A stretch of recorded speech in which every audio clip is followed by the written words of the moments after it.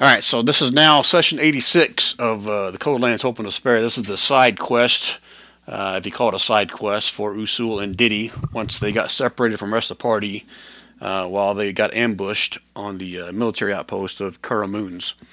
Kuramoons was a military outpost within the plane of Limbo.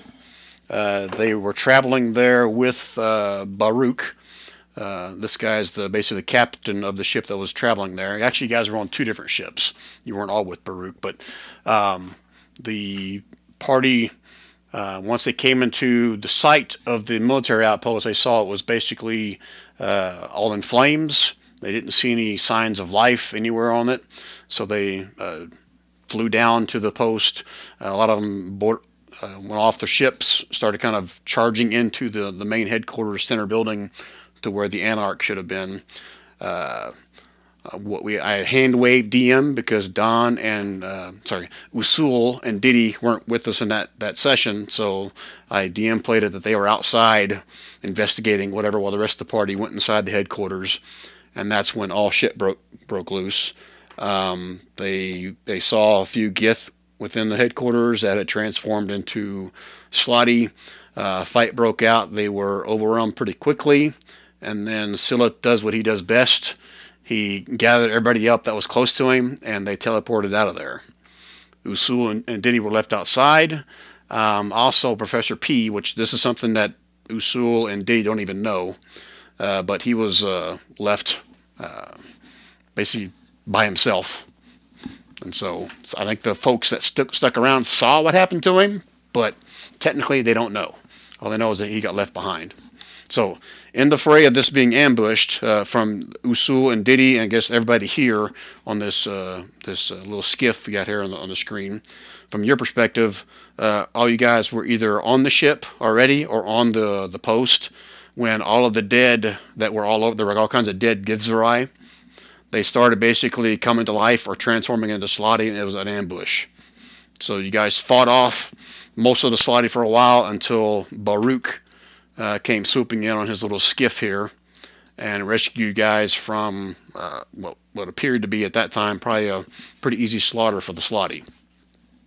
And that's where we're picking up from the last session. Okay? Any questions on that? Nope. Okay. And for you, Uh, Diddy's, yeah, go ahead. yeah, did we find out who the boss Slarty is over there leading the charge? You and Usul were outside, so you didn't see any of the Oh, stuff that happened inside the headquarters. okay, So, cool. so no, you don't have a clue who the boss guy was. All you know is that there was all these Slotty that came to life out of these dead Gith bodies. They had basically polymorphed or transformed into dead Gith Yep. bodies that no one bothered to check as they ran into the Mm. headquarters. Oh And no! I'll elbow Saul and I said, "I told you that it was what was going to happen." Yeah. right. All right, so let me switch the map over to a map that kind of represents more of the ship of where we are. Was it this one? Let me do a shift click so you guys are all here. So this map, you may have to zoom out a little bit to see all of it. So I've got, it's not three ships you see there. It's basically you got the upper deck, which most of you guys are standing on. You've got the lower deck where you guys see Baruch, and I've got the Zerth down below as well, who Robert will be playing if and when he shows. Oh, he is here. Yes, sorry, he is here. What does mean if and when? And this bottom down here represents basically the bottom of the ship. In one of our last sessions, you guys had an encounter where some chaos pods were attacking both the sides and the bottom, so I had a third one in here just in case we ever have something like that. Who knows if something like that will happen again. So Hmm. that's the ship where we are. So like I said, most of the passengers aboard this skiff were rescued from the base. The skiff has since escaped back into the chaos, away from the military outpost itself. You guys haven't seen any other ships near you as you guys fled. You guys arrived, I think, with like 3 or 4 other ships to the military outpost when you first saw it on fire. There were other ships around the military outpost that were also on fire, but you guys haven't seen the other ships since you guys fled. Um, as you guys fled into the chaos, I think you guys may have seen, or they may have talked about it when you guys are on your way to Kuramoons, that one of the Gith crew has activated the Horn of Elemental Illusions, which I think you guys all have access to. Let me go look real quick, make sure you guys see it. Not that important, but it's a magic item that basically, let me edit. Oh, yeah, there it is. All players. Nope, not that one. Yeah, you guys already see it, right? Under Spawning Stone, Horde of Elemental Illusions. It's basically one of the Gith crew blows into that, and when they do that, it creates this major image, basically, of a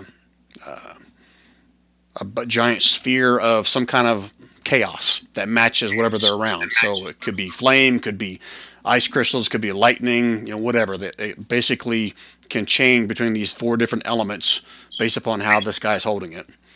And they would have shared with you guys the fact that as long as this guy is blowing into it, the illusion is maintained. Okay? Mm-hmm. Let's see. Anything else I need to share? And he has one hell of a set of lungs, is what you're...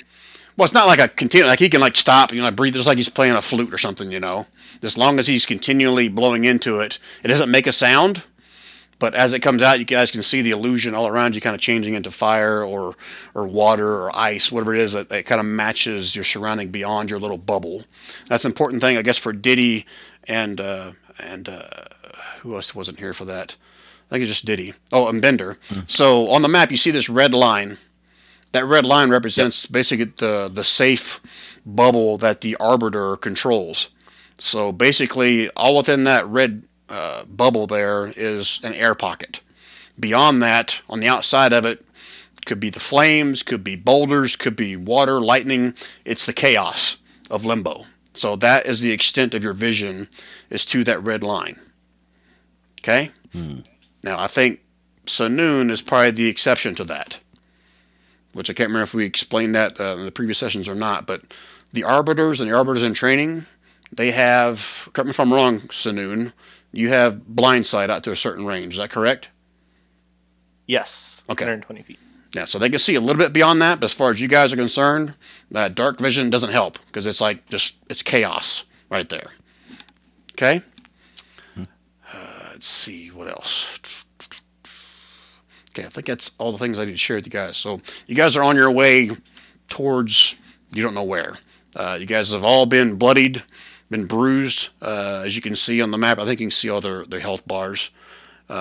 Most of them have taken some damage. I think Usul and Diddy, I think I rolled randomly for you guys on how much damage and mana you guys used during your battle as well. So feel free to roleplay, talk whatever you want, or I'll bring up what comes up next. I'm going to go up and give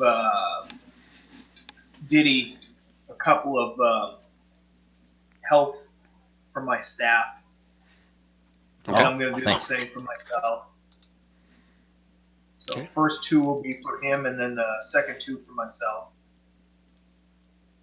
Woohoo. Okay, I'm get my bearings straight. So the monk is not here. No one's playing the knight. No one's playing Srala. And no one's playing the Gith crew, which I got marked as grunts here. So see if I can keep my voices straight. So we know Baruch's he's the steerer. Is he the main guy that we have to protect to keep the bubble up, or is it going to be Zerth Garadan? Baruch is basically the pilot right now. He is the head guy, the main guy, and Saloon is basically the arbiter in training. So either one of those two can control the ship, but right now Baruch is the one down there in his throne room, for lack of a better term, that helps him control the ship, and he operates it. Right. Okay. All right. Thanks, man. For the hit points, that's good. I'll go over and I'll say, thanks, Usul. That's great. So, does everybody know what we're going to do? Do you know that we're going to go to the large spawning stone and do some drilling? You guys been brought up to that? I'll ask the Gith. Which one? The night? I'll go over. Actually, I'll pop up to Saloon and ask. Okay. And Brian, we were briefed on that, right? Because I know you gave us a heads up beforehand. Yeah, at least Baruch and Saloon, or I guess every one of these have been talked to the crew before they got to Kerr-Maloon, so they know what their original plan was to show up to this military outpost, swap out some ships, and then continue on to the Sparning Stone. Yep. Yes, we are aware of the mission. Correct. Excellent. Well, you know what? It's going to work because when I had my vision, all my friends were dead around me, but they're not here. So that's a positive step. I don't have to worry about that one anymore. I mean, I saw Asula, but I saw my friends die as well. Listen, what I was told by my god, and I'll sort of like call this out to a bit. First of all, we need to make sure that none of you guys are Aslati. How are we going to do that? How are you doing that? I can speak for my crew and the captain's crew. We are definitely not slotty. Oh, if we were, we probably would have left you there to die. No, but one of you could be. So we're only asking because we saw the little switcho-chango that they did. Is there any way that your people can know Aslati versus not know Aslati? Or would you like me to find out if any of them are? Are you a slutty? I can answer that for you really quickly, but I need to cast a spell. I'll need to get everybody to answer this question. And what spell would you be casting on my crew? I will cast a Zone of Truth, and all I'll be asking them is, tell me that you are not a slutty, and if they can say it, then they're not a slutty. Of course, if they they'll be aware of the magic. I won't do anything that's hidden here, but we all need to know that there's no Slard on board. And seeing there's 2 non-player characters here, no, I won't say that. Let's find out. I would rather know now, and you guys can deal with your own people the way that you would if one is a Slardy versus not. So I will cast the Zone of Truth, and I will get everybody, if Sassoon agrees to it, just need to say, I am not a Slard. And then the second question I'll get them to answer is, I am not working for the Slard. And the third question is, I do not intend to kill anybody on this ship, especially the big guy. And for Brooke, I'm not going to turn around as soon as I see shit happen and leave you on the rock. I'll just mention to the crew, you may answer his question. Okay. Well, so you feel the magic come up around you, and it's a certain radius, so I have to pack everyone in pretty close. So can we do it up here on the foredeck? Hey, guys, come on up. The captain will not be able to. He is currently piloting, and he can't leave the throne room. Oh, well, let's go down to him then, so we can all be around him, and then we'll do this, and then that's it. That's everyone. So, I would rather not bother the captain. Oh, I think we should know everyone because it's unfair on your friends here if I don't get everybody in the radius and ask them. And I've got to answer the question too, so you'll know it works. It's unfair. Yeah. Yeah, there's not enough room in the throne room to cast in there as well. And have everyone go down there. Oh, actually, he'll be in it. I just need to cast it here. Where is he? Is he just downstairs? Could you ask him if that's okay? And so then you have that cantrip, right? Yeah, message. I was about to take a moment. You just see her make a couple quick hand gestures. She'll ask the captain if he minds them asking this question, and does he want to answer? It's a bloody good question, I'll say. Yeah, he'll respond back to you. You mean say it out loud, or you mean whisper it to you? You can say it out loud. I'm just going to repeat it. Okay. It says, yes, we shall appease the paladin. I'll answer any questions he has. Oh, I love that guy. Let's go downstairs. I don't think I even need to ask you. Anyone who says that's got to be a good bloke. So go down. And I'll step here and I'll just get everyone to sort of, as long as the doors are open and everyone's in the range of the spell, I'll just chuck it up for you, and then we'll just ask everybody on board. I'll say, look, better being safe than sorry. We don't want the old, oh, guess what? I'm a slud. Okay, let's do this. Let's everybody roll initiative. Don't freak out. I'm just doing that for order of things to come across here. I'm sure you are. Don't be so paranoid, guys. Want me to attack the whole crew, or is that? Better do it now. Make sure I don't do anybody twice here. And I've also got Baruch, right? All right, everybody in? Apparently I'm blind. I don't see the initiative on the NPC. Never mind. I do. I found it. Good. Did you get those hit points I sent your way? I did, my friend. Thank you very much. And I'll also cast an aid while you're doing that as well. So I'll cast the aid first and get you, myself, and Sanu to your total, and it goes on top of your normal, so you can increase your hit points by 5. Okay. All right. So anybody that wants to role play or answer in their character can. We'll use this turn order to do that. So Zerth, if you want to go first for his zone of truth, the 3 questions were: are you a slotty? Are you going to kill me, or what were they? No. So the question, I have to ask them a question that if they say it, it'll be a lie. So the first one is, I am not a slut. So I'll say, if you can just repeat that for me, please. Because if they know it, they can't knowingly say a lie, and that would make it a lie. If they are one. So let me just chuck up the spell. It's horrendous when it works. Here we go. Character sheet, spells. So the first one I would have done is that, and then the second one I would have done is that.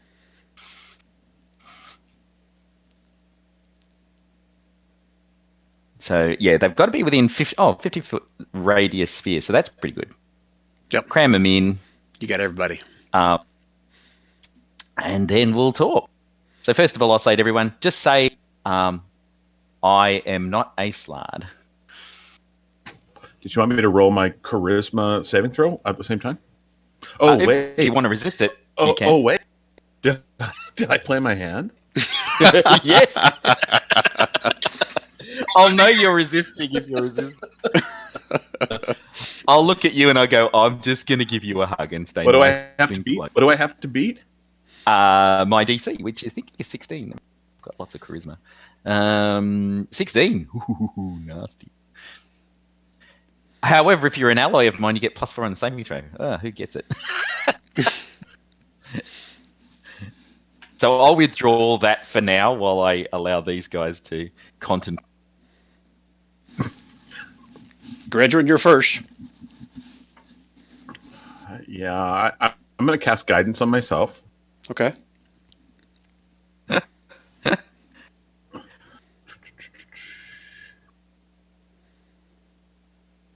Oh, I'm not a slad. Sound really unhappy. Well, listen, I know you're unhappy about it, but you could be one if you get scratched. So just keep that in mind.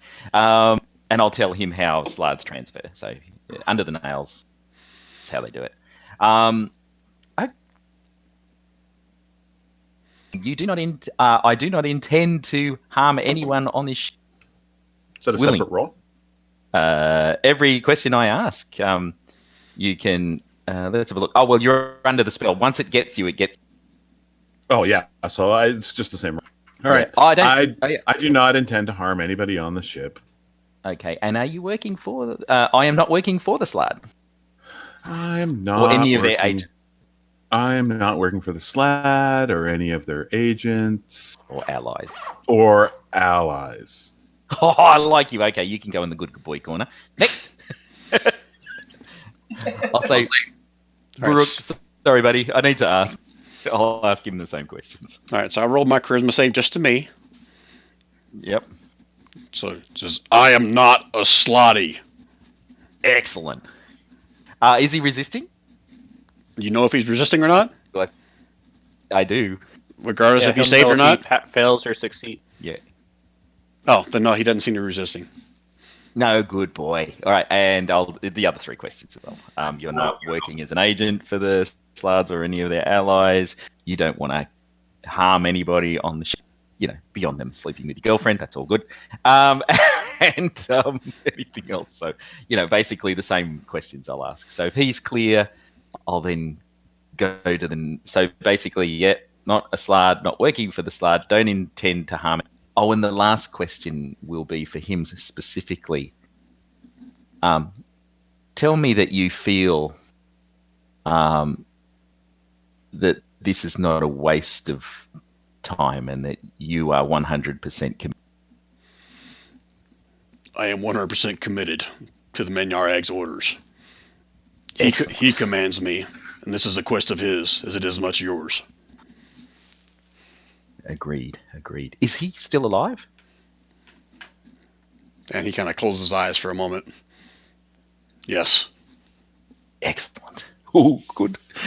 And then I'll just do the same to everybody else. It's the same questions that I... Yeah, so let me, real quick, for, I guess, mainly for Bender's sake. So the Menyar-Ag is like almost like deity. Uber hive mind. He's like the deity of all the Gith.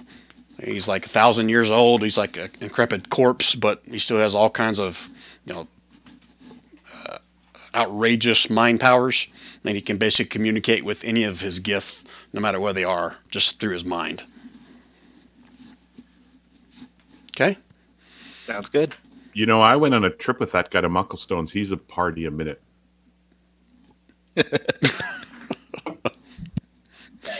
All right, so Baruch answered all your questions. That's the truth. Yep. Sarala, come on over here. You look like a big, tough warrior. Excellent. Okay, she's role-played like... Oh, yeah. I had to look at my notes, see who she's role-played like. So you want her to come down there by you? Yep. So she's within the zone anyway, so because it's a bubble. But I'll get her the same question. She can walk it down. All right, you pious cunt. What are you asking me? Get your questions over with. Oh, I like... So the first one, you need to tell me I am not a Slard. You are not a Slard. No, you need to say I am not a Slard. Of yourself. Of myself, you are not a Slard. Uh-oh. Brooke, can you translate? Just ask her to I know what you're asking, you stupid cunt. I'm not a Slard. There you go. All right, so the next question. He starts walking. Starts walking back upstairs. Wait. Got a few more questions. You don't intend any harm to anyone on the ship? As long as they don't intend me any harm. Yeah, fair enough. That you just tell me not fight with every fiber of your being. Not to fight with all the fiber of my being? What? Well, I've got to sort of put it in a way that it'd be a lie, right? So I'm not lying, you stupid cunt. Oh, I like this woman. And you need to say I am not working for the Slards or their allies. You are not working for the Slard or the allies. No, not me. You. Yeah, that's what I said. Stupid cunt. You need to say I. Starts walking away again. For the Slards. Oh wait. No, you need to say I, as in yourself. I am not a Slard. I am not going to gut you like a stupid cunt you are. And I'm not going to attack anybody else on the ship unless they attack me first.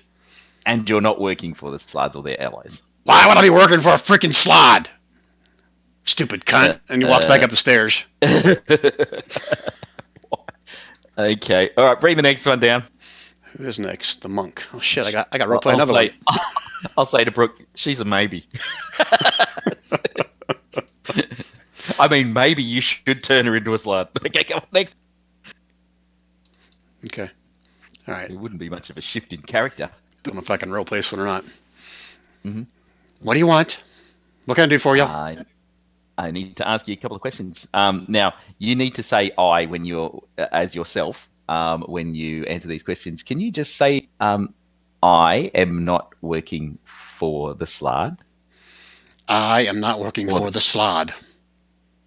Okay, and you now need to say, I am not a slard. I am not a slod. Do I feel him resisting? No. Okay, cool. I am not going to. I'm not going to hurt anybody on the ship, or intend to. I do not plan to hurt anybody on this ship. Okay. And you'll fight. I'll fight with the best of my abilities and with stealth to try and extract the core that we're after. That really was a stupid question. Well, but yes, all that stuff. All right. Yep. See ya. Off you go. Next.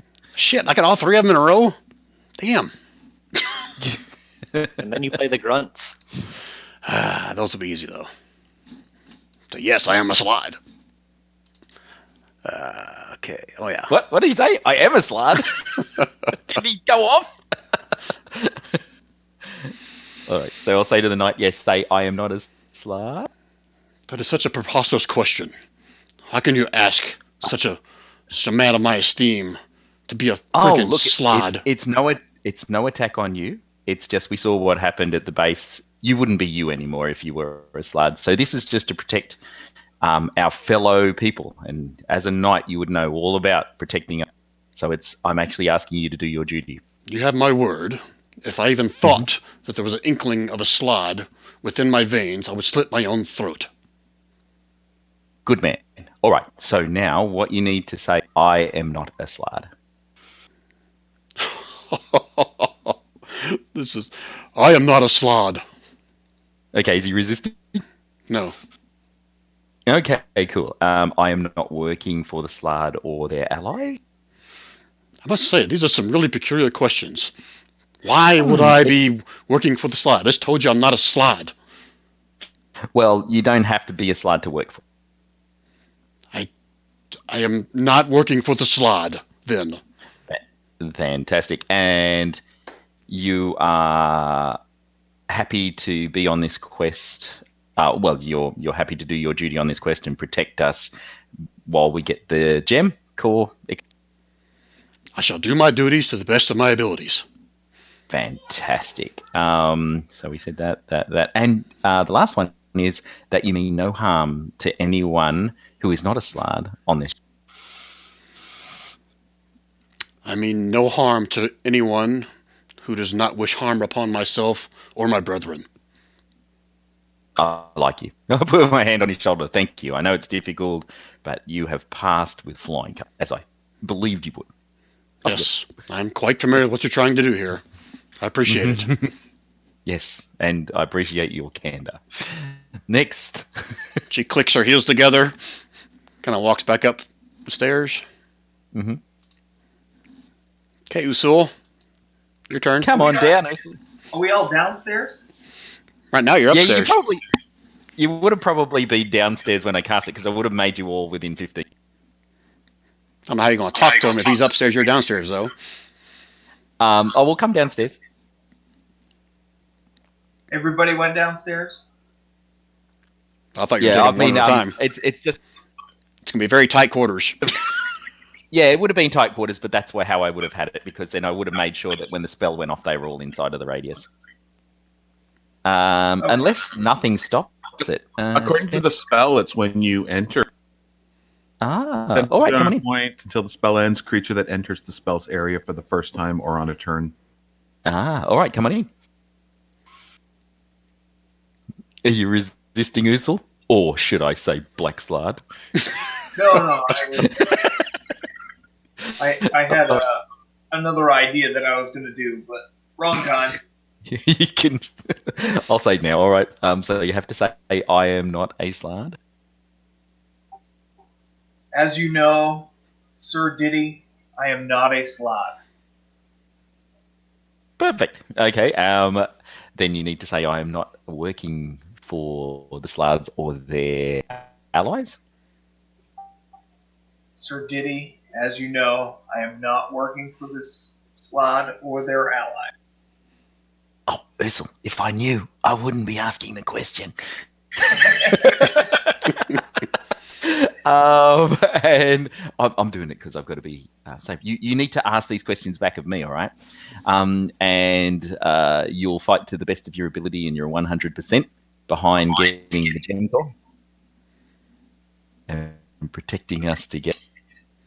Sir Diddy, I am 100% for accomplishing our goal. Fantastic. And the last question, you mean no harm to anybody on this ship, including me after casting the spell? Of course, Diddy, I mean you no harm. Or anyone else. All right. I'll just say you have to say or anyone else on. Or anyone else on board. Good. All right. Whew. That was lucky. I was going to have a hard time if you were a slide. All right. Off you go. Next. Thought I had to ask you. Oh, yes. Yeah. Make a mistake. Baruch, make sure he says the right ones. Diddy Meyer, repeat after me. I am not a slod. I am not a slod. Diddy Meyer, repeat after me. I wish no one on this ship any harm. I wish no one on this ship any harm. Baruch's going to speak up. His eyes are kind of glazed over. He's like, Usul, you cannot ask him to repeat what you say. He can do that and still be lying. It must be from his heart. Do not ask him to repeat what you say. No, it doesn't. Actually, why don't I just say that I know the answers to everything anyway? So I am not a slud. I am not an ally of the slud or any of their agents. I do not wish harm to anyone on this ship, unless, of course, they change into a slud, and then I probably will. And I'm 100%, 110% about getting the gem core, and I would love to know where the actual amulet is. But that's a bit of extra. And the last thing was, what was the last one? Last question. What did I say? Don't mean any harm. 100% for the thing. I'm not a slide or an 8. No, I've said them all. All right. I'm done. And did I resist? No, I passed. Okay. Right. Next. I'll walk down the stairs and I'll just look him dead in the eyes and say, I am not a slod. I do not work for the slod or their allies. Yep. The crew and myself are dedicated to the mission. Yes. And we don't intend harm as long as you don't intend harm to our people. Excellent. No, so you intend no harm to anyone on the ship? Yes? As long as you don't intend harm to us? No, I do not intend. Fantastic. Excellent. Before you go, I have one more question for you. If someone turns on the ship and is accidentally changed, what will you do? Will you try and... We have a way of removing the slides. Would you like to do that? Or is it... I just need to know for your own people. Or is it execution on the spot? It would be the captain's orders. Okay, well, Baruch, you're right here. We can save people that have been infected. Myself and Usul.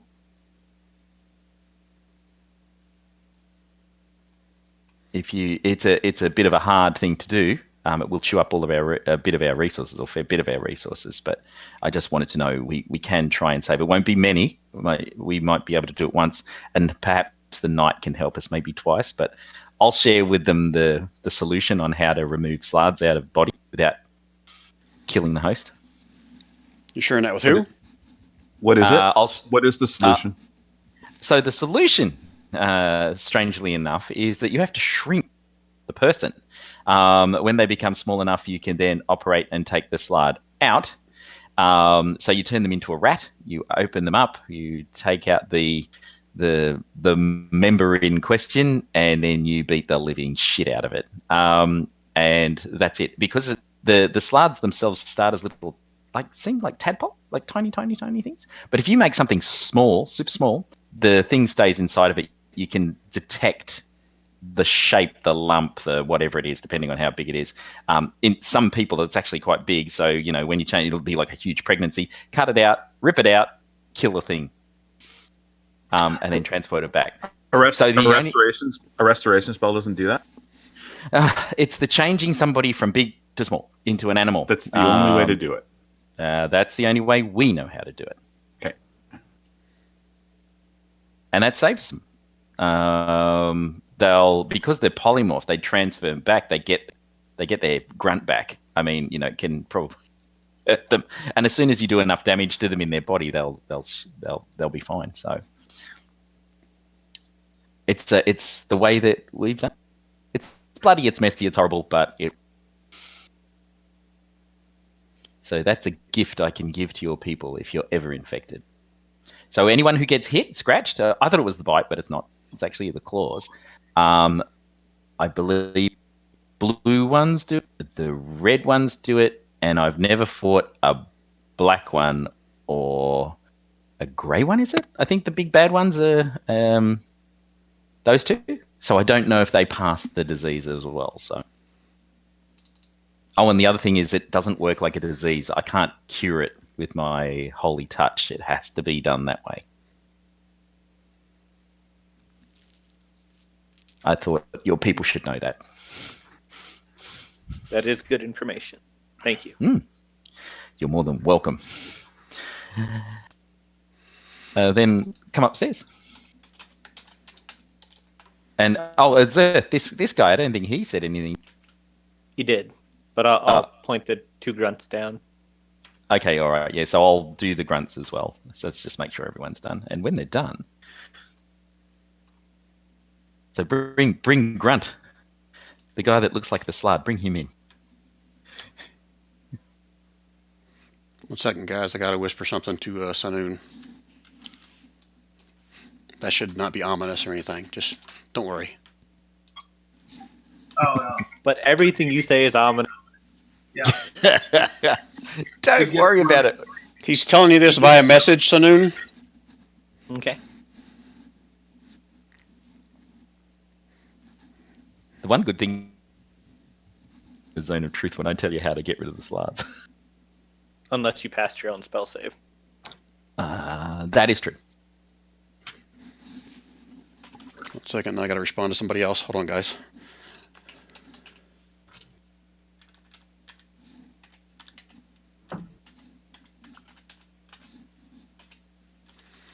Holy crap, how do I...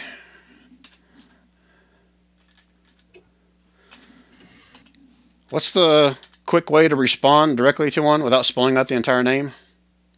If you just go /W and then the first couple of letters.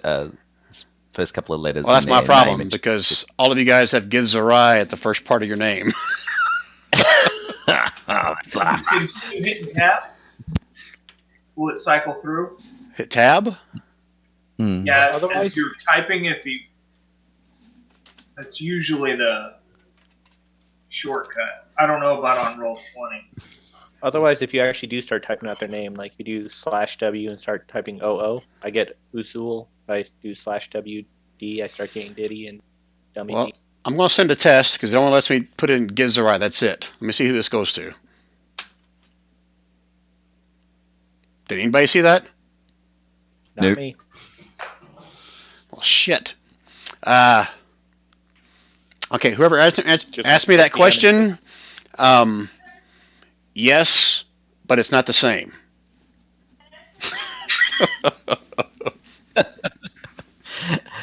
And I'll say to Brooke, hey, I didn't ask, but do you guys have a method of detecting Slards or ripping them that's different to what I said? All the people of the world might need to know if you're the closest enemy to them, so I thought I'd ask. Well, the Zone of Truth is up. Hopefully it won't be offensive. So who are you asking that question of, Diddy? Oh, straight to the captain, so Baruch. I'll just say, do you know of another way? It's like, usually we just cut the damn things out. If they live, they live. Yep. All right. Yeah. Well, that's the way that it just becomes more. Is there any way that you can detect a one, or is it no? You have to just kill them. To check one? Yeah, how do you check if somebody's a slard, besides the fact that they just changed it? Have you got any way of detecting it with your mind powers? I think the Knights, let me check I think he has the same thing you do. Oh, sweet. Okay. Let me double check.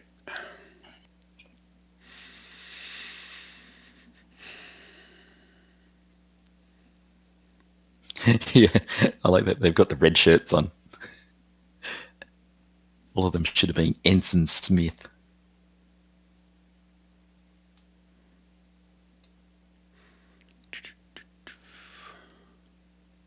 Nope, I don't have it in his character sheet, but I'm going to rule that the Knights do have that divine sense thing like you do. Excellent. All right. Well, Brooke, you stay protected. Let us know if there's anything wrong. So the Zerth Geradan, he answered all the questions, so I feel comfortable that he's all... he did, didn't he, this guy? Did we do him? Yeah, I think he was the first one you did. Okay.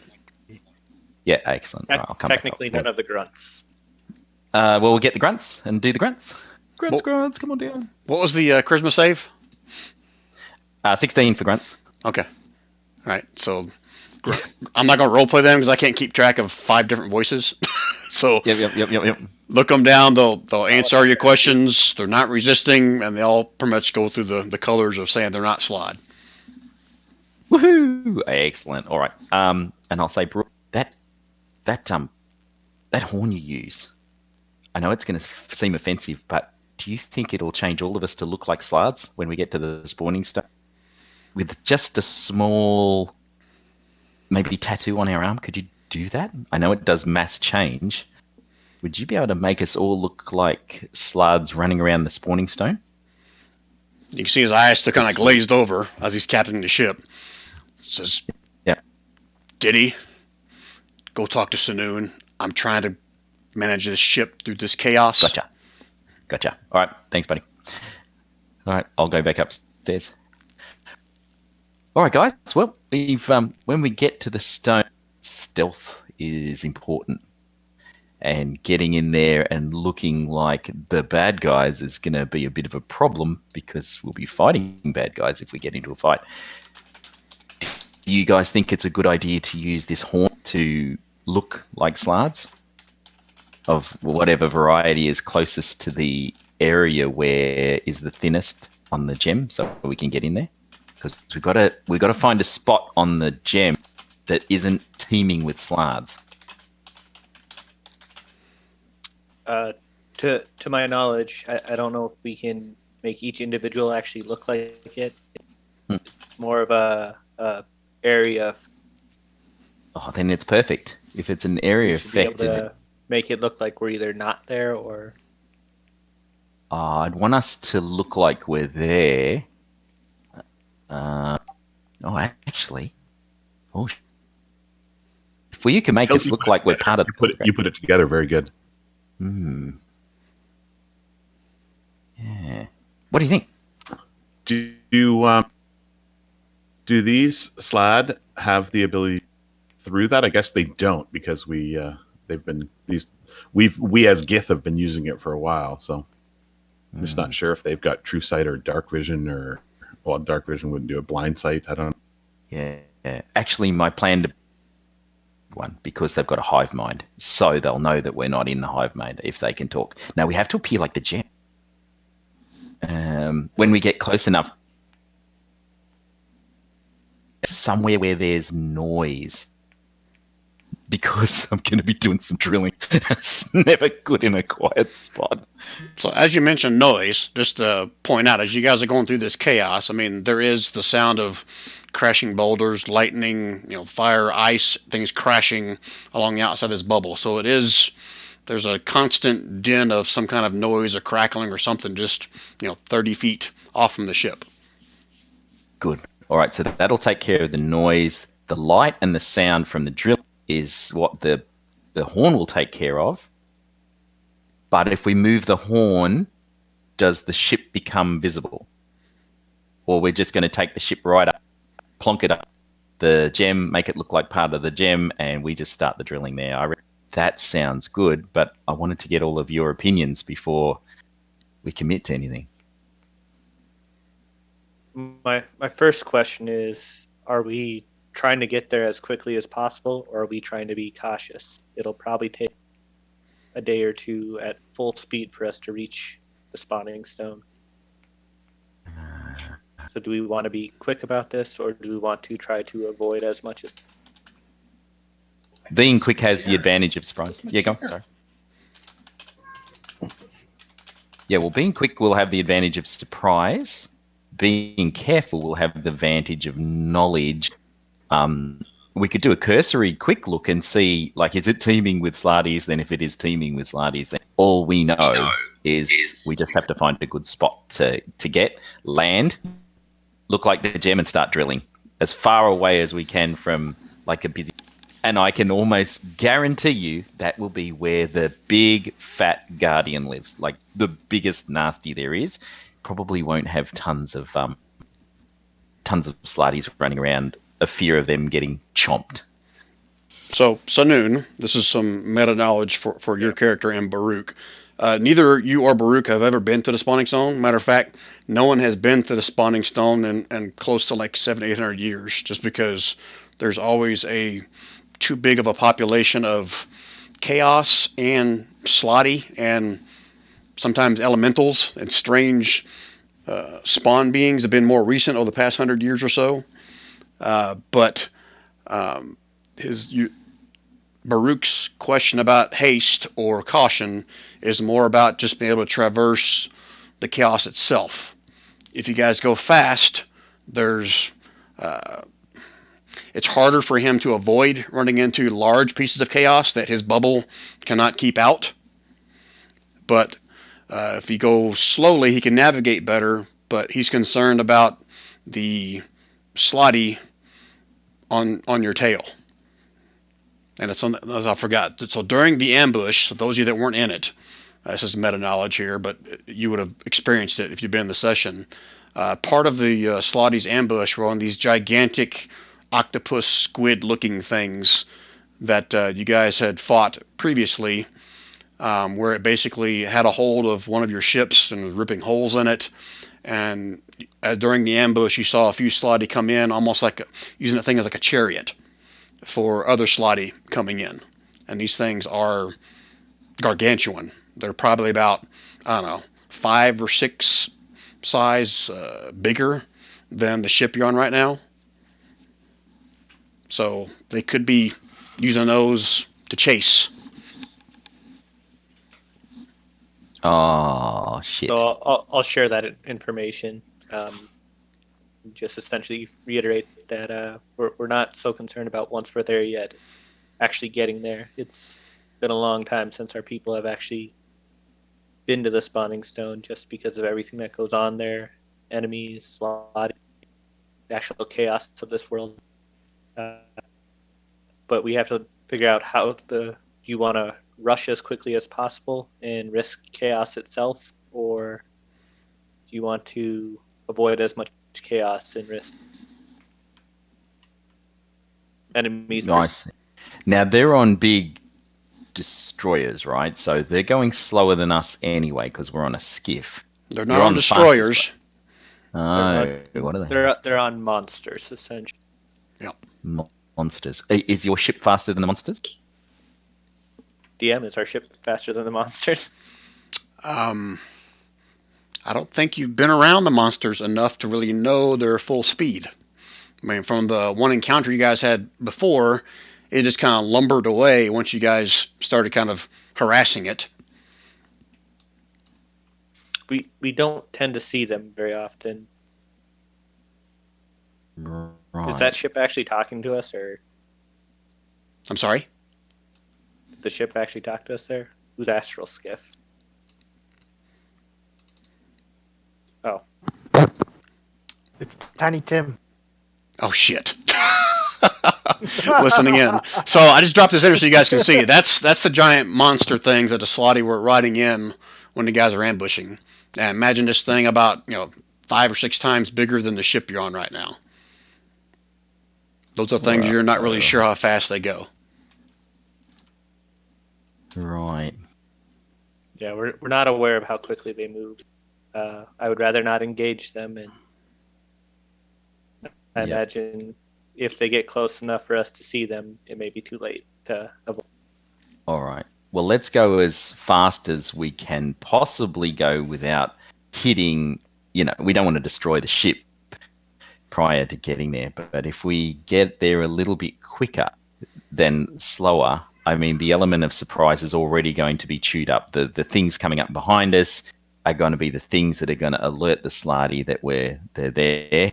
The only way we could throw a monkey in the wrench is somehow convince them the guys on the worm, as a Slarty in a sense, are the enemy, and then they can fight each other, which is so cool. That's very chaotic of me. I didn't say that, but yes.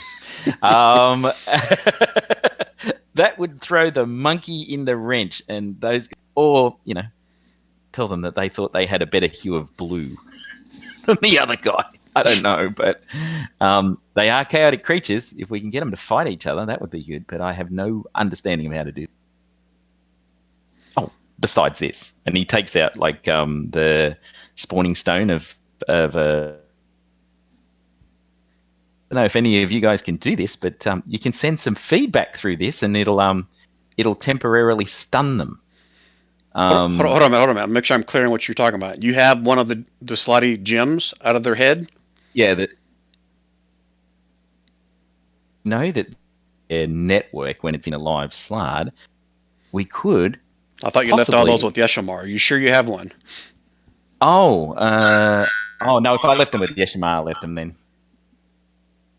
Yes, I think there were. You asked the head of the Circle of Left to check it, right? Yeah. Oh, the one thing I would have asked the Circle of Left, though, is by having them, can they track you? If they can, I would have left all of them. Yeah, that's why I was bringing that up, because she did share that with you, that yes, that there's potential that they could track the location of it. Well, that's why you guys had it in the bag of holding, as you recall. Yes. Yeah, that's right. Well, I've got the bag of holding. So that's what I'm asking. Are you taking it out of the bag? No, I'll keep it in the bag. Having them later when we're amongst all the slards is fantastic, because hey, we'll just look like a slard. So yeah, they're still in the bag of holding, and I'll just say that's one pot. Don't do it now, but it's something else that we have. It's like a bit of a Hail Mary, but I don't know, guys. I mean, I'm thinking if we get close enough, we look like the chaos. If we look like the gem, we land on the gem, we do the drilling, and we get the hell. My god just said if we get into a stand-up fight, we're dead. In the meantime, Baruch is going full steam ahead right now until you guys say otherwise. Yep. Oh yeah, go full steam until we get into really bad chaos land, and then we'll have a thing. Well, what do the rest of you guys think? What's your thoughts, Usul? What's your thoughts, Sanu? And who's playing? Is somebody playing the knight? Who else is playing? Well, let's cut in for a second. So, Anthony, you just joined us. Are you interested in running one of these? You just kind of here perusing and taking off? I was more or less just perusing, if that's all right. I just happened to have gotten... My exam wasn't supposed to go over till 10, but I finished early and got back here now. Okay. What's your call? If you want to take control of one of the NPCs that are not being ran, I got no problem with that. Just let me know. I cannot commit to this evening. Okay, that's fine. You just sit in the shadows and freak us out. I'm actually gonna disappear. I saw when I booted Roll20 up that this was up. I was like, oh, it's Friday, not Saturday. So I figured I'd take a peek and see how things were going. Didn't you guys start like an? Yeah, about an hour ago. Yeah, so I just wanted to take a peek how things were going. That's all. Okay. Cool. Hi, Diddy. Hi, buddy. So who's in this one that we've got? So who's playing? So Robert, which one are you playing? You're playing Gredrin. Oh, okay. Oh, cool. Oh, so yes, you're downstairs, and then we've got Bender's playing Sanoon. Sanoon is I'm not good at female voices. So just pretend my voice is very feminine the whole time. Yeah. Okay. No, that's good.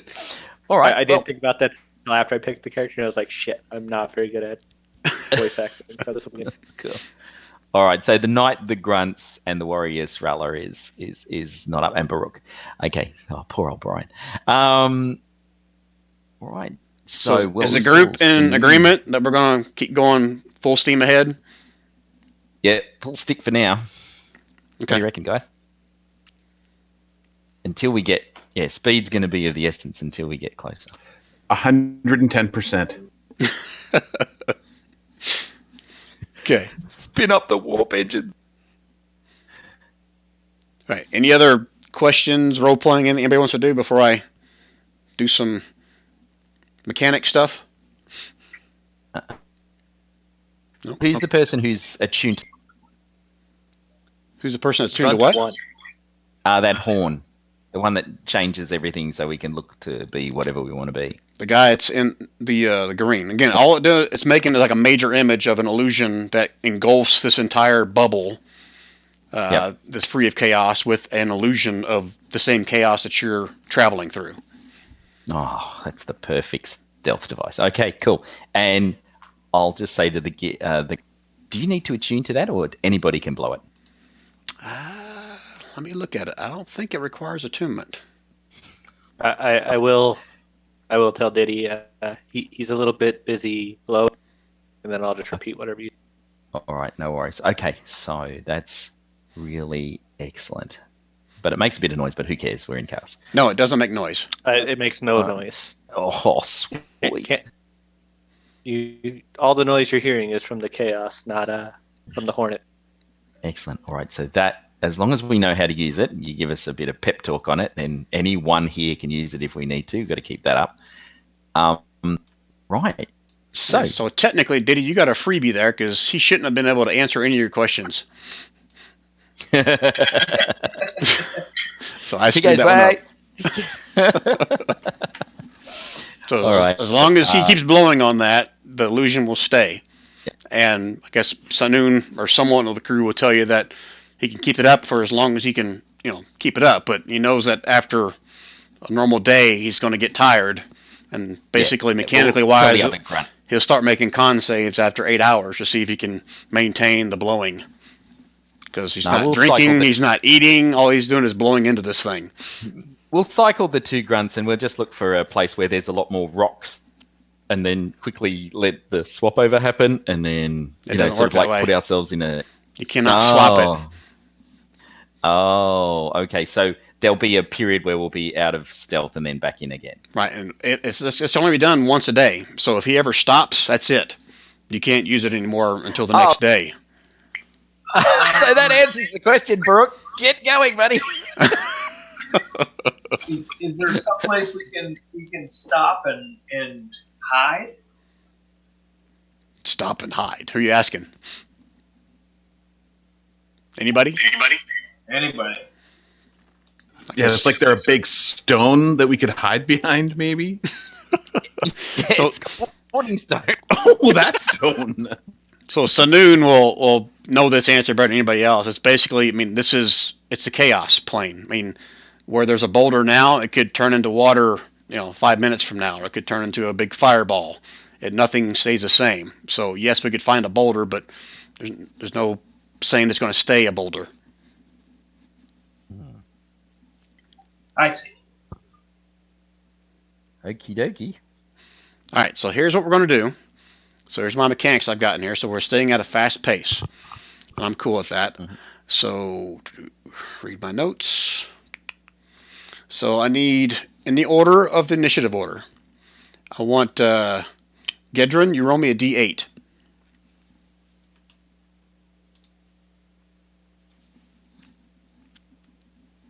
Okay. And next, I'm not going to have my guys do it. It's only you guys are going to roll. Gets us down to Usul will be the next one. So Usul, need you roll me a D20.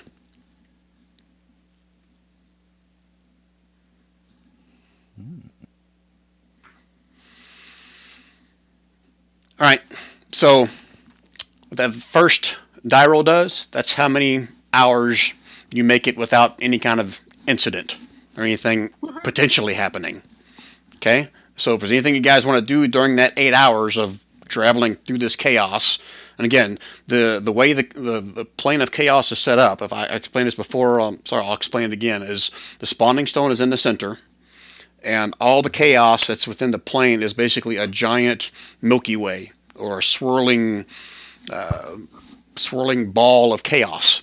So everything kind of goes outward from the spawning stone. So as you're traveling through this, you're basically fighting against the current, trying to get closer to the spawning zone. That's really the only way that Baruch or Sanoon knows that you're heading toward the spawning stone, because you're basically fighting against the current, if that makes sense. Okay? So you guys make it current. Yes. So you guys, the current of the chaos. Yes. So you guys make it 8 hours. So anything you guys want to do during that 8 hours before we do this again? Rest. Yeah, can we do a long rest? Hasn't been long enough for you to get the benefits of a long rest, because you guys took a long rest before you made it into the military outpost. You probably got another 8 hours before you gain the benefits of that. Oh, okay. So we could take a short rest easy, yeah? It's up to you guys. Oh, definitely take a short rest. All right, so anybody wants to roll hit dice, they can. Do you want me to roll hit dice for the NPCs? Yeah, if they're damaged. Well, let me just meta knowledge tell you what their health is, and you can decide. So the warrior, she is 89 out of 103.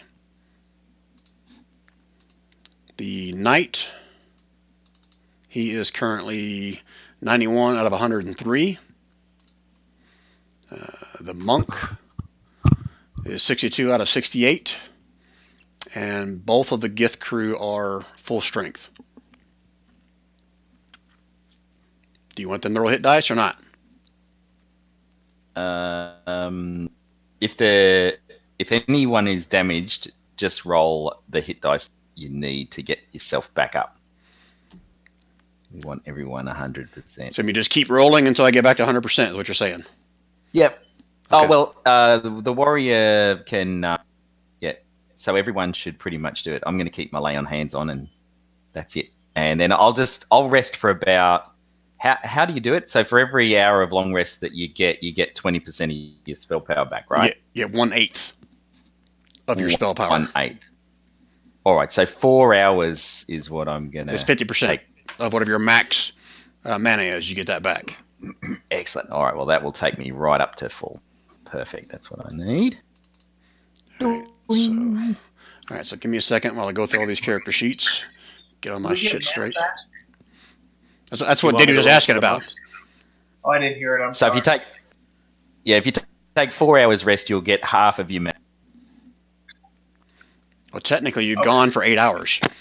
You don't have to roll hit dice for mana. So after 8 hours, you get all your mana back. Woohoo! Hey. Okay, so there. All right. Ryan, do you want me to roll hit dice for you? Speed things up for you? I got it now. I'm just going to do it here offline. It's a lot quicker than me trying to click on shit. Yeah, get them all up.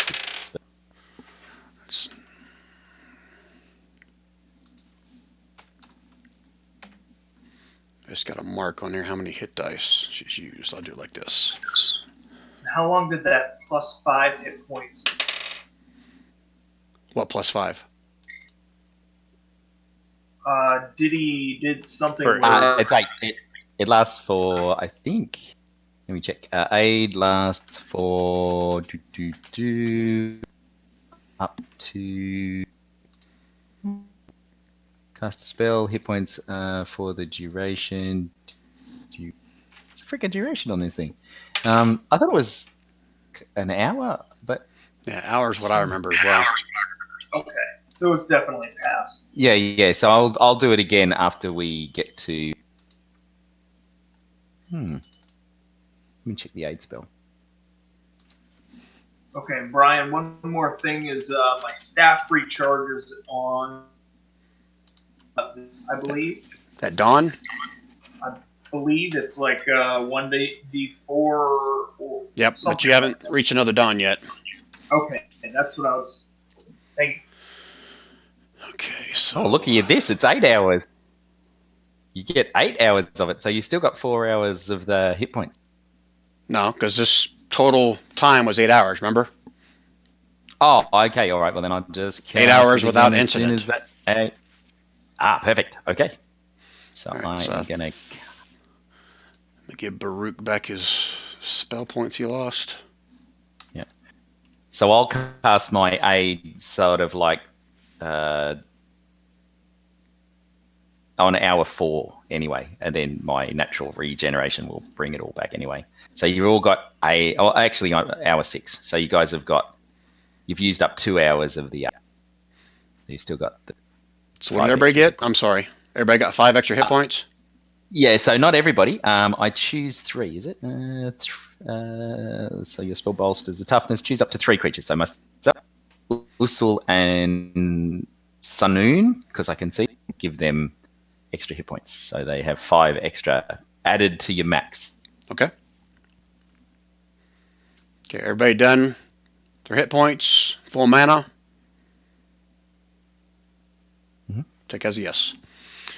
All right, so based on the other roll who made that one? Usul made that roll. 1, 2, 3, 4. You guys are making it through these last 8 hours. I mean, you guys can see, hear, and feel the change in temperature, the grinding of boulders. You guys can pass through what seems like entire seas of lava, switching over to like a thunderstorm, lightning and wind and rain, just a constant barrage of all these different elements. And at the end of 8 hours, you guys start seeing a pickup of this lightning and thunder. Most of the area beyond your vision, this bubble, is like a ash or smoke or a cloud, dark cloud, but lightning flashing all within inside of it. And all of a sudden, a giant thunderbolt comes crashing through the bubble, and I need everybody to make me a dex save, please. Ooh. Okay, for those of you who are 10 feet of me,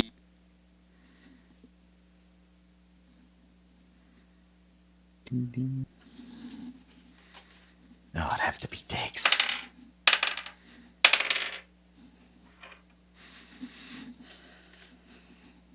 Holy shit, I gotta roll a lot. Okay, so I got all those. I accidentally rolled strength first, so I rolled dex below it. Okay. Just so you know. Why is this freaking thing not working for me? Oh, because I got this shit in the way. There you go. Anyone in that circle, if you can see it. So basically, Usul, LeGrunt, and Sanoon. Oh, Warrior Sarala, or whatever her name is. Yeah. What do we get? I don't know. You get +4 on your saving throws, because I'm a paladin, and you get +4 when you stand within 10 feet. Huh. I like +4. Okay, so the lightning just arcs across the entire deck, and you see it kind of crackling off some of the metal or stone parts off of the ship. I need everybody that got a 15 or lower to take 17 points of lightning damage. Half if you succeeded. And you guys also see as parts of the ship also get racked with this lightning damage as well. And you see a couple spots get splintered or broken apart. And the ship took some damage as well.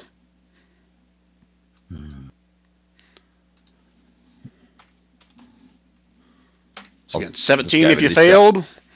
It's 8 if you succeeded. So, it's not counted as a spell, is it? I'm sorry?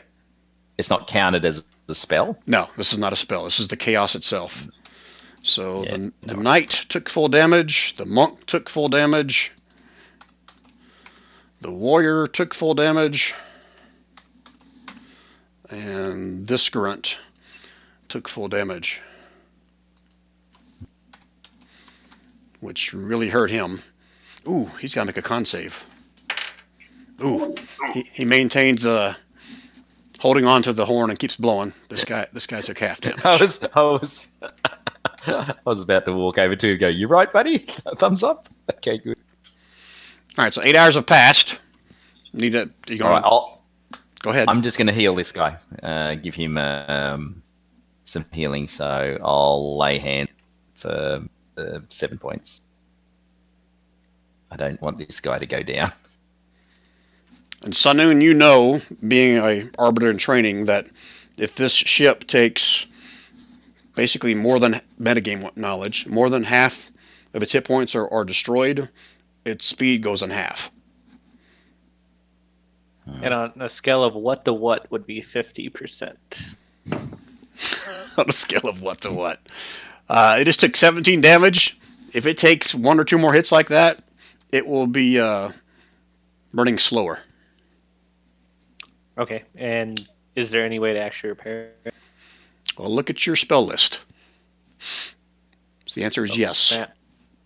And I think the Zerth has something that can be combined with one of yours to put it together. So, long story short, Zerth has mending, as I recall. Saloon, you have create or creation. But basically, you can fill the gaps of where the lightning has splintered or broken something.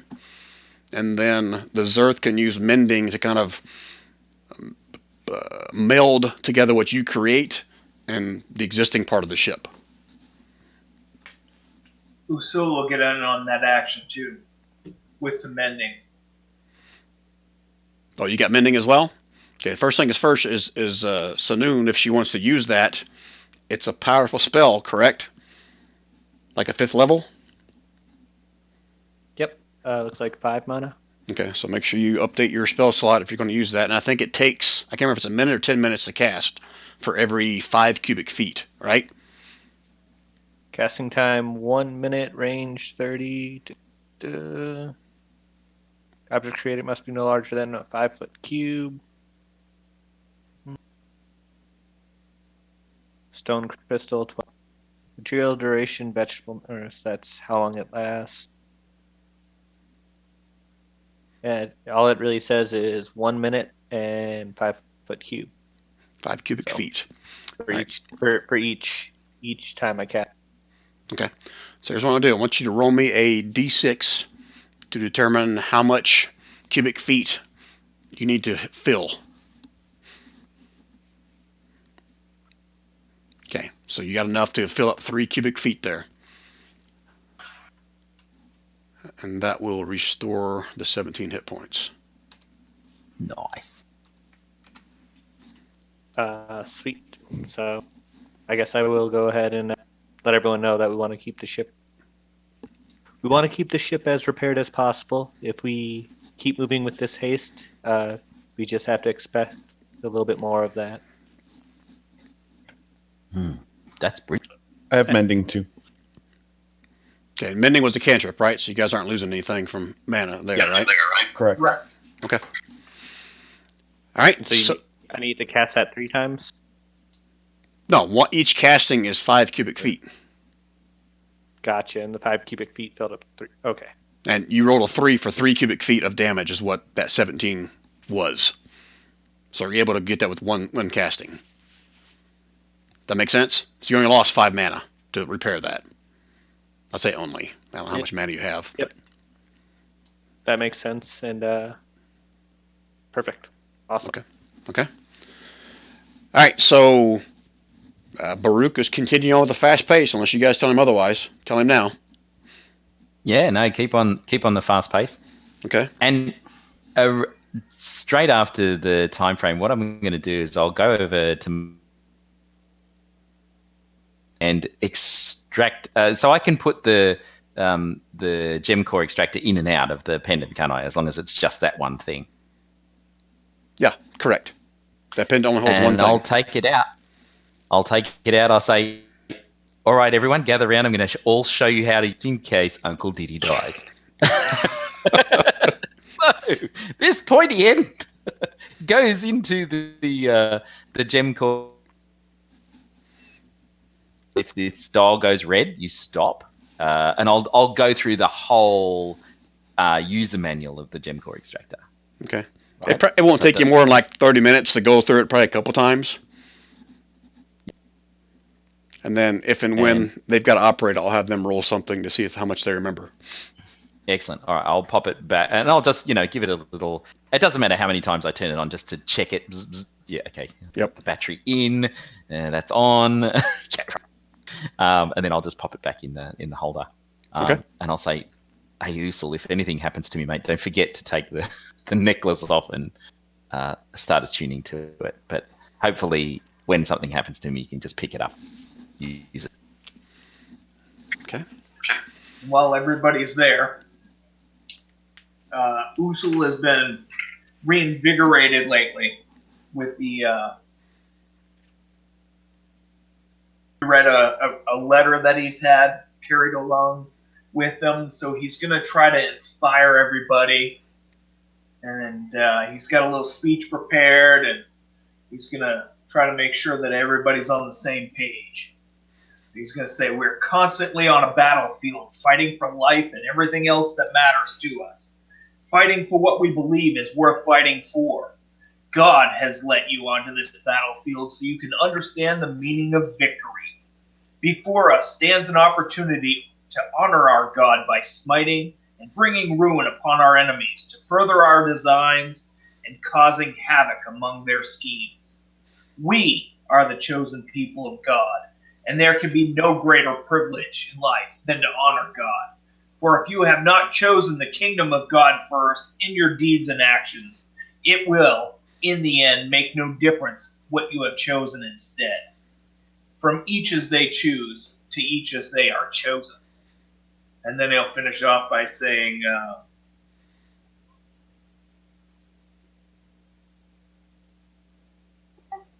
war is what our enemies have chosen, and I say let us give them all that they want. So that was his little inspiring prayer and religious zealotry. Is this one of your spells?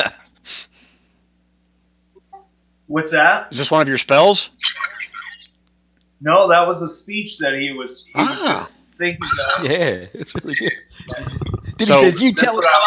He was monologuing. I was trying to inspire, but since I don't have any inspirational ability, I was trying to go with religious fervor. Okay. I'll try and assist him if he's doing that, and you just see Diddy go, "Yeah, talk." All right, so I got a couple questions for you, Usul. When you said God, did you just say God like generic like that, or did you actually specify a certain God? I was very careful to not specify any specific God. Okay, but you said our God, not our gods, plural, correct? I said our God. Okay, so here's what I want to do. I want everybody here to make me a religion check.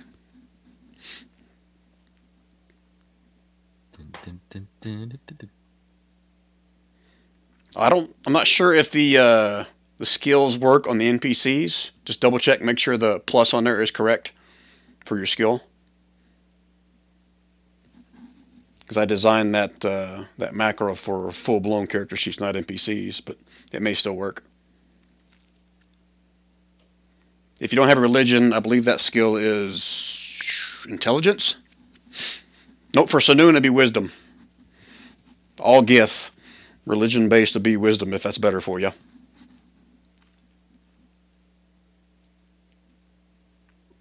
No. Okay, that's all four of the people I've got here. The other five. 1, 2, 3, 4, 5.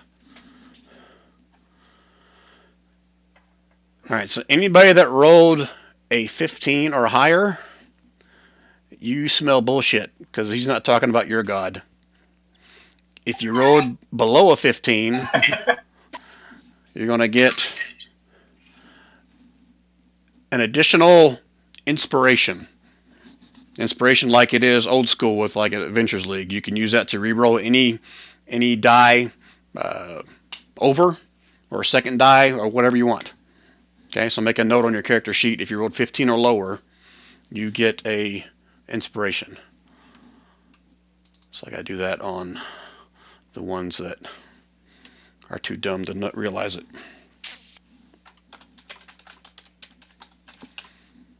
And for those of you that aren't as familiar with inspiration, you can actually give that to someone else as well.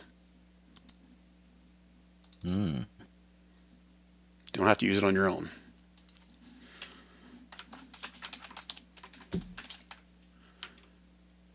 Okay, so 3 of the guys that are with you got it. Don't let me forget about that if it comes up and you guys would like to use one. No problem. Okay, so there you go, Lucille. All right. Well done. I'll clap him on the back. I was hoping for at least something.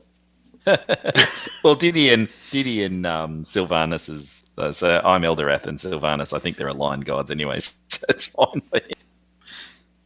Okay. Yes. Anybody else have something they want to do? Okay. All right, Diddy, I need you to roll me a D8. D8 coming Because up. we are continuing at fast pace, right? Yeah. Okay. A 3. Okay. And next up is Senoon. Need you to roll me a D20.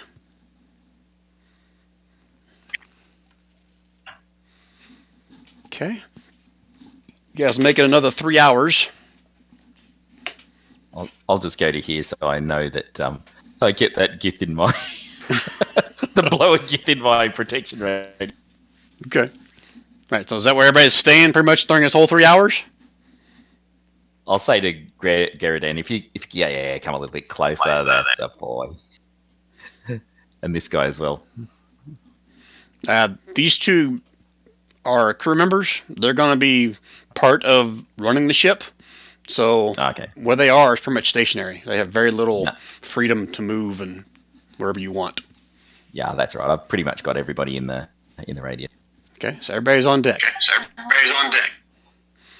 I mean, Usul is gonna walk around and be talking to each one of them and trying to make sure that they're ready to go. okay. All right.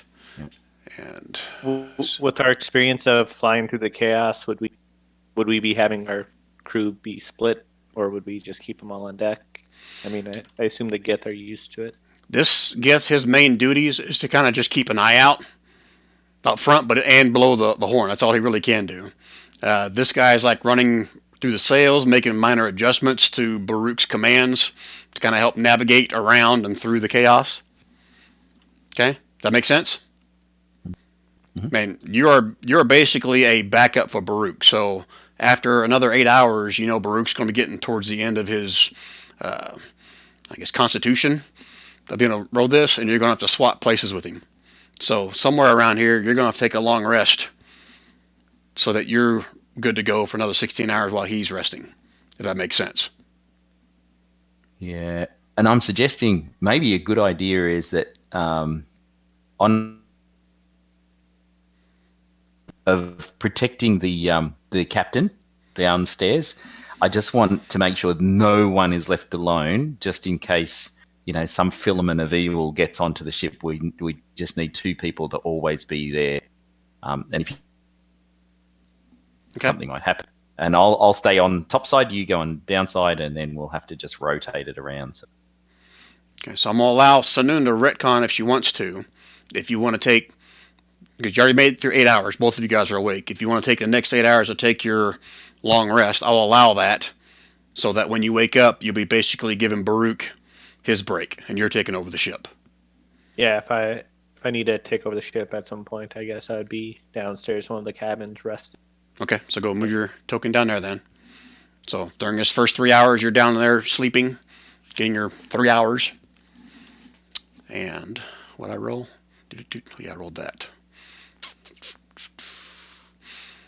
All right, you guys, again, navigating through all this stuff. About 3 hours into it, you guys, the lightning changes to fire. It changes over to lava. It changes over to water.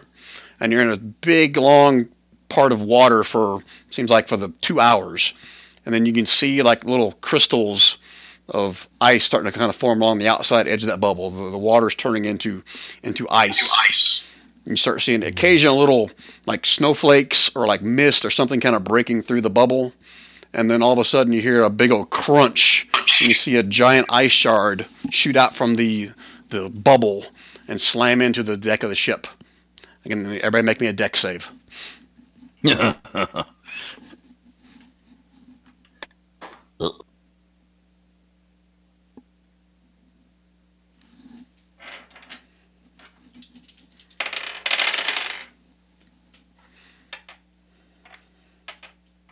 Oh, look at Diddy go today. Don't forget, if you're in the shell, you get +4 on your save. Saloon doesn't need to make a save for this one. She's inside. So just do 3 then. Okay. All right. Anybody got a 15 or lower?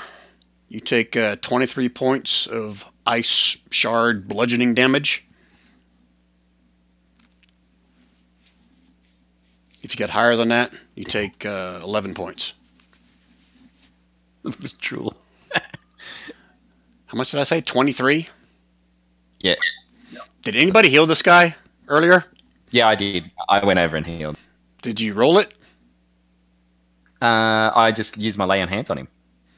Okay, I didn't see the points though. How much did you pump into him? I gave him. Did he take 17 points? Yes, he did.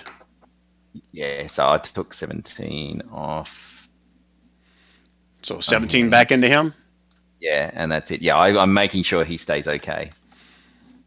Okay. Because he took full brunt of that. Oh, buddy. And he's going to make a con save. So it's half damage or DC 10, right? It is, yeah. And he drops the horn. Oh! The illusion is now gone. All you have is this bubble. It's an air pocket bubble around you guys. Okay, so he failed. The monk failed. Actually, yeah, he still failed. I rolled horribly. And she succeeded, took half damage. I said 11, right? Mm-hmm. He failed. And then who else did I have? Oh, yeah, the grunt. Ooh! Have we reached the dawn yet? No. You've been traveling for 11 hours. That's what those first D8s are for you guys. You've now been traveling for 11 hours. You got to travel for another 5 hours before you reach another dawn. Nope, that's before the start of the night. So you got to travel another 13 hours to reach a dawn. Okay. How many times can you use that horn? Once a day. Once a day. All right. Srella, I think it's probably better that someone with a ton of experience taking damage would be the better person using that horn rather than someone who's a bit easier distracted. Is there any way? Aren't we going to have to stop in order for that horn to reset so that we can use it? You don't have to stop. You just got to wait. It's 15 hours away from the dawn coming. Then you can reuse it again. And do we know how far away we are from the spawning stone? He originally told you guys 1 to 2 days. At a fast pace. It's hard to tell because you're in a swirling maelstrom of chaos. He's just going against the current and figures he'll eventually hit it. If we go forward, we're going to have to do it at a much slower pace. Oh yeah, I forgot. The ship took more damage as well. So we're going normal pace at the moment, but the Gith, the grunt, the poor guy, he's not going to be the best person. When the horn works, we need beef blowing it. Because if that goes down, then we're going to get seen, which it just did. So Srallo, I hear you say that. So aren't you the strongest one here, you big cunt? Yep, I am. But aren't you also super strong? I'm strong, but you're the one blowing the most hot air around here. That is true. Yeah, look at it. It would probably be good if, we can discuss the honor of blowing the horn, but one of us should. Yeah. But you see, the thing about it is I have to drill at the same time as I'm blowing the horn. I don't think I can do both things at the same time. So, Srala, are you up to the challenge? You think you can blow that horn for 8 hours? All right, stop your whining, you whiny cunt. I'll blow it. We gotta wait. It's not ready yet. I had the puppy dog eyes ready to go on you as well. Good. Those are some pretty nasty looking eyes. You're not my type, fella. Just smacks her on the back. Good on you. I don't prefer whiny cunts like you. He just laughs. He likes it. All right, so anybody want to do any other healing or role-playing or anything? Give directions to anybody else before you roll on again? Usul's gonna cast some healing on himself. Okay, go ahead and roll it.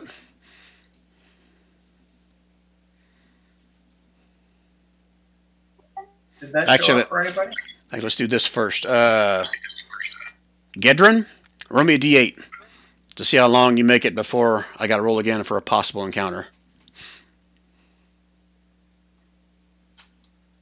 Okay, 4 hours. So you guys got 4 hours to do whatever you want before I roll again to see if we get an encounter. Something else. Usul, I reckon, and Zerth, or Gedrin, we're going to have to rotate so you guys are well slept, because otherwise we'll start getting... We don't have to have everybody up on deck. The knight, I expect, has the same sort of protection-y type of the saves that I do. So if me and Usul go to sleep when Sanoon wakes up to do her shift, Baruch then goes to bed, we'll still have enough firepower on deck. And then Warrior Srala can, once the horn is available, then can do that. You got about an hour more beyond this 4 hour before you can take your long rest. Okay, got an hour or more before yeah. So we'll start. So Usul, why don't you take your long rest, buddy? You can't yet. Then, yeah. You can't get the benefits from a long rest yet. Yeah. Okay. And Brian, did you see what I rolled? I rolled heal on myself, but it didn't show up. How far back did you roll it? Before your speech? Just right above. No, it's just right there next to. No, it's blank. It's blank for me as well, Usul. Is it blank for everybody? Evidently. Yep. Okay, I'll just roll it again then. Okay, I'm going to use another hit dice while I'm waiting. And it's blank again. Oh, I got it up there. Yeah. That was excellent, Diddy. I thought I was going to use a hit dice. I don't know what I'd call that. All right, so I'm down to 7 hit dice. I go, I feel the power of my God. I don't really much. All right, Sarala's going to speak up. So, okay, we need to split up. We don't need all of us up here on deck getting freaking pummeled. Let's get volunteers. Who wants to stay up? Who's going to stay down? Yep. Good idea. Do we need to make repairs? Yeah, the ship took damage again. It's about 2/3 full health. Well, this grunt is definitely going down. Because he's about to freaking pass out and die. I'll get him to show me how to use the trimming and all that sort of stuff for the. And I'll say, Srala, you don't need to be here. You can head in for your rest, your long rest, because that horn's not going to be available to blow. So you can just head out, and we'll swap over when you. Well, Gedrin, all your Gith compadres are going to be asking you for a heal if you can give it up. If I can give up what? Don't you have cure wounds? Yes, absolutely I do. So, how many people do you want me to cast that on? Team? Oh, you cast healing spells. Oh my God, it's good to know. Should have asked. I don't like you. So does the monk. Yeah, the monk needs it. No, I mean the monk can cast it. Let me double check his. I think he gets his back after a short rest. Let me see. I'd like to point out that if you scroll up, I cast Cure Light Wounds on myself 25 minutes ago. Okay. Just Sleight of hand was really good. Just if any of you were paying attention. You did it in your bedroom going, Gedrin likes to take care of Gedrin. If you guys agree to let the monk take a short rest after this, he'll heal as many people as he can. Because he'll get his key back after a short rest. Because he can key it up, yeah. All right, so each one is 1. He can cast it a maximum of 11 times. A D8. So who wants it? I'll take one of those. I mean, the guy down below definitely needs one. Yeah, he definitely needs at least one. Yeah, so he's going to do this first one here is for, let me do it public, for the Gith downstairs. 3. Woohoo. He's feeling so much better now. That's 1. He's going to give that guy another one. Oh, he gave that guy 4. Because that's not how the spell an ally works. within 30 feet for 4. He was touching, so I'm going to roll like up with this. Okay, so he ran downstairs. Yeah, he's going to because he has a potential for more healing if he touches them, as opposed to doing like a healing word. The guy's only got 10 hit points left, so he'll look around. I got 9 left. Who else wants one? Or needs one? I'll take one. I need one. Gedrin. Yep. I'll give one to Gredwin first here. 5 hit points. I have 8 left. And Srala will get 2. He's rolling like shit. I'm down to 7 now, if I'm keeping track correctly. The knight needs some. Okay, here's one for the knight. Man, she's rolling like shit. Or he's rolling like shit. That was close. That was close to 1 for the knight. I have 6 left. Who else? You guys tell me.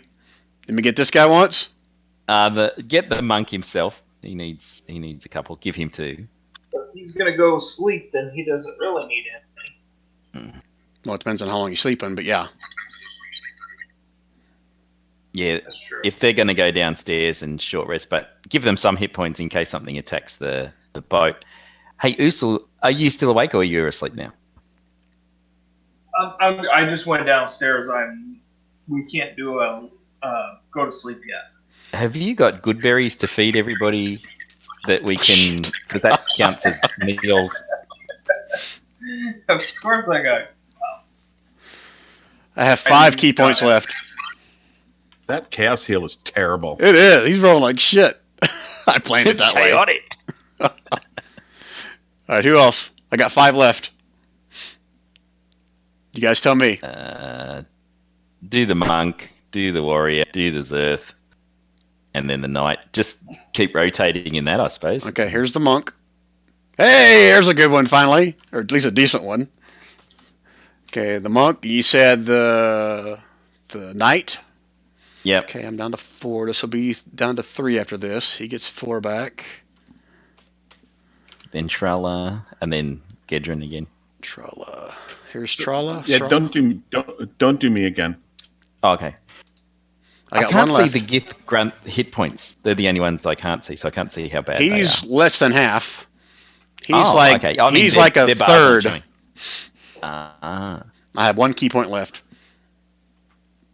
Do the grunt. Right. You guys agree? Yep. Okay, here goes the grunt. The Brian, monk this- is not good this at whole- healing. This whole long rest thing is for the whole crew, or is it just for the 2 of them? Sanoon is the only Did I one. rest 8 hours ago? Yes. Okay. Sanoon is the only one I'm making an exception for this because her and Baruch kind of, swap off every once in a while as they're piloting the ship. Everyone else has got another hour before before they're eligible to start their long rest. Okay? Does that make sense? Hmm. All right, so the So monk. I would suggest that we send the other Gith grunt downstairs so that he doesn't take the damage in 4 hours. He'll agree with that. Down you go, buddy. So me and the knight will swap out to be, giving the radius hit points or saves to everybody. Is there anybody else? Is there anybody you want me to heal? Oh, cripes! Yeah, the monk. He looks pretty crap, and Srala. Just if you can keep people, pretty operational because we don't know what'll. What level do you want me to cast that at?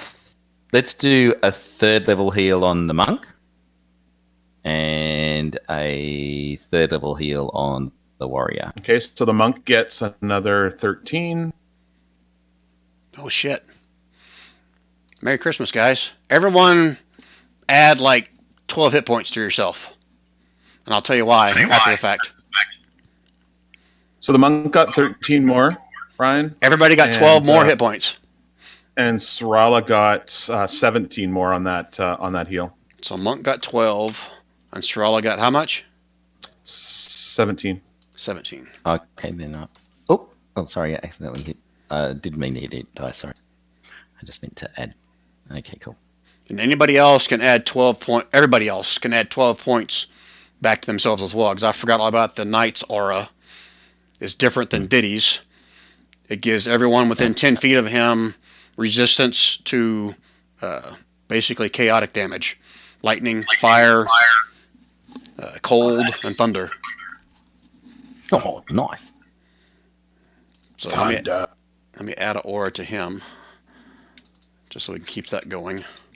And you guys tell me if you want him to keep that up or not. Yeah, God, if he's got that, that's the best thing to have on deck. He can stay up, and I'll swap out and go to sleep. Whee! Look at that. Can you guys see his aura? Yep. All right, so Diddy going down below, and the Knight will stay up? Yeah, I'll go down, and I'll just say, yeah, as long as he's got everybody in his radius. Okay, he's going to stand like just right here in the middle. Okay. And that goes through the boat as well, right? Ship. Yeah, it doesn't say anything about being stopped by anything solid, so yeah, I'll allow that. Are we going to try to repair the ship before we all go to sleep here? You haven't even made it to sleep yet. There's something else I know, that's happen before then. I'm saying this is all what's happening during that first 4 hours. Senoon Senoon's sleeping, so Senoon can't fix the ship unless we wake her up. Baruch has that spell as well, but he's piloting the ship. And mending itself won't actually fix the ship. You need creation plus the mending to fix the ship. Okay, we'll do it later. We're good. I mean, you guys can try to do a makeshift. I don't know, I'll try a skill check. If you're just trying to like hammer shit together or whatever. You can do some if you guys want. I'll make you do skill checks for it. Whoever's staying up and doing that. You guys just tell me. Well, I got nothing better to do. I'll do it. Okay, so one of the Gith, the more healthy one, will stay up, kind of direct you as into trying to fix this thing. So let me pull up a character sheet just so I can get an idea of what kind of skill I want to use for this.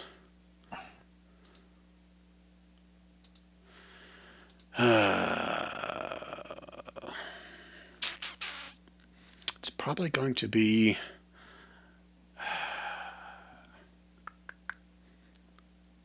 either survival. Yeah, I'm gonna make it survival because nothing else really makes sense as far as fixing a boat. There's not a mechanical skill, so I'll say survival. So anybody that thinks they're skilled in that? Ooh, that's a very good roll, Gedron and Usul. Damn right. All right, so Gedron, roll me a d6. Usul, roll me a d4. That's how many hit points you can gain back to it with your hammering and fixing stuff and jerry-rigging stuff. 7 hit points back. Okay. Very good. Okay, any other maintenance stuff you guys want to do before I roll in the random encounter, see if something happens? Actually, who rolled the 3 hours or the 4 hours? That was 4 Gideon, hours. right? I rolled it. Okay, so next is going to be Usul. You're going to roll to see if we get a random encounter. No pressure. Okay. What die? D20. Sorry. I'm going to cover my head with my hand. We're good for 16 hours. All right. That's a cold. That's a cold effect. I recognize that number. You think it's a cold effect, right? All right, so you guys maneuvering your way through, and you feel Baruch kind of moving the ship around. A couple of times makes kind of some quick jerks as you're getting closer to the, I guess, the center of this swirl. It seems to be coming maybe more often. Not really sure, but 3 hours into it, just this giant stream of flame goes shooting off from the side of the bubble, all across the side of the ship and all across the deck. Deck saves for everybody on deck.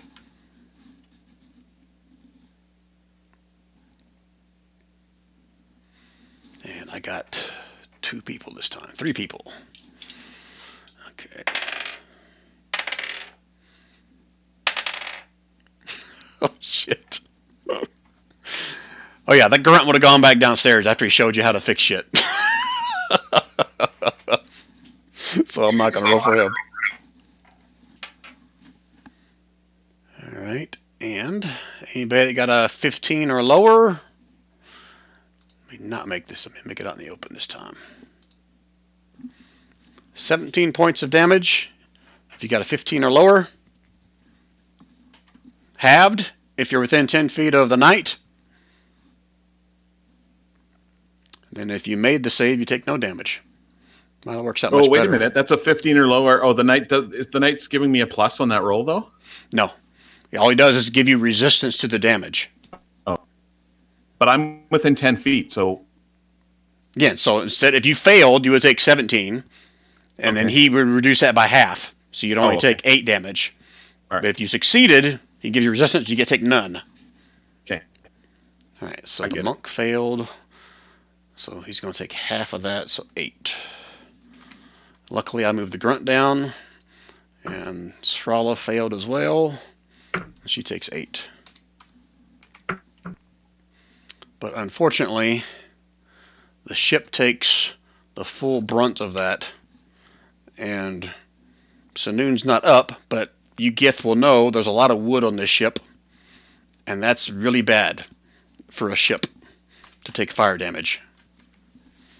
And you guys feel the thing sound a jerk and slow down tremendously after it gets hit by that. You guys are now running at half pace until you can get it fixed up above that. How much longer till we've got Senoon or Baruch up on deck? Right now, this is what you got up here. What I want next is Diddy. Roll me a D4 now. This is at half pace to see how many more hours you make before I have to roll for another encounter. That's an Australian D4. Is he back? I thought I saw a while ago he said, be right back. Diddy, you there? Okay, I'm going to roll for him then. Just a straight up D4. There you go, 4 full hours. Okay, so 1 hour into it, you guys have reached your point where you can start taking a long rest if you want.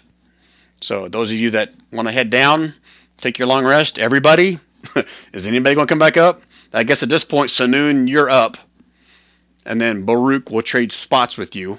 Or if he needs to stay up by himself, everyone else takes a nap, he can try to do that. You guys tell me.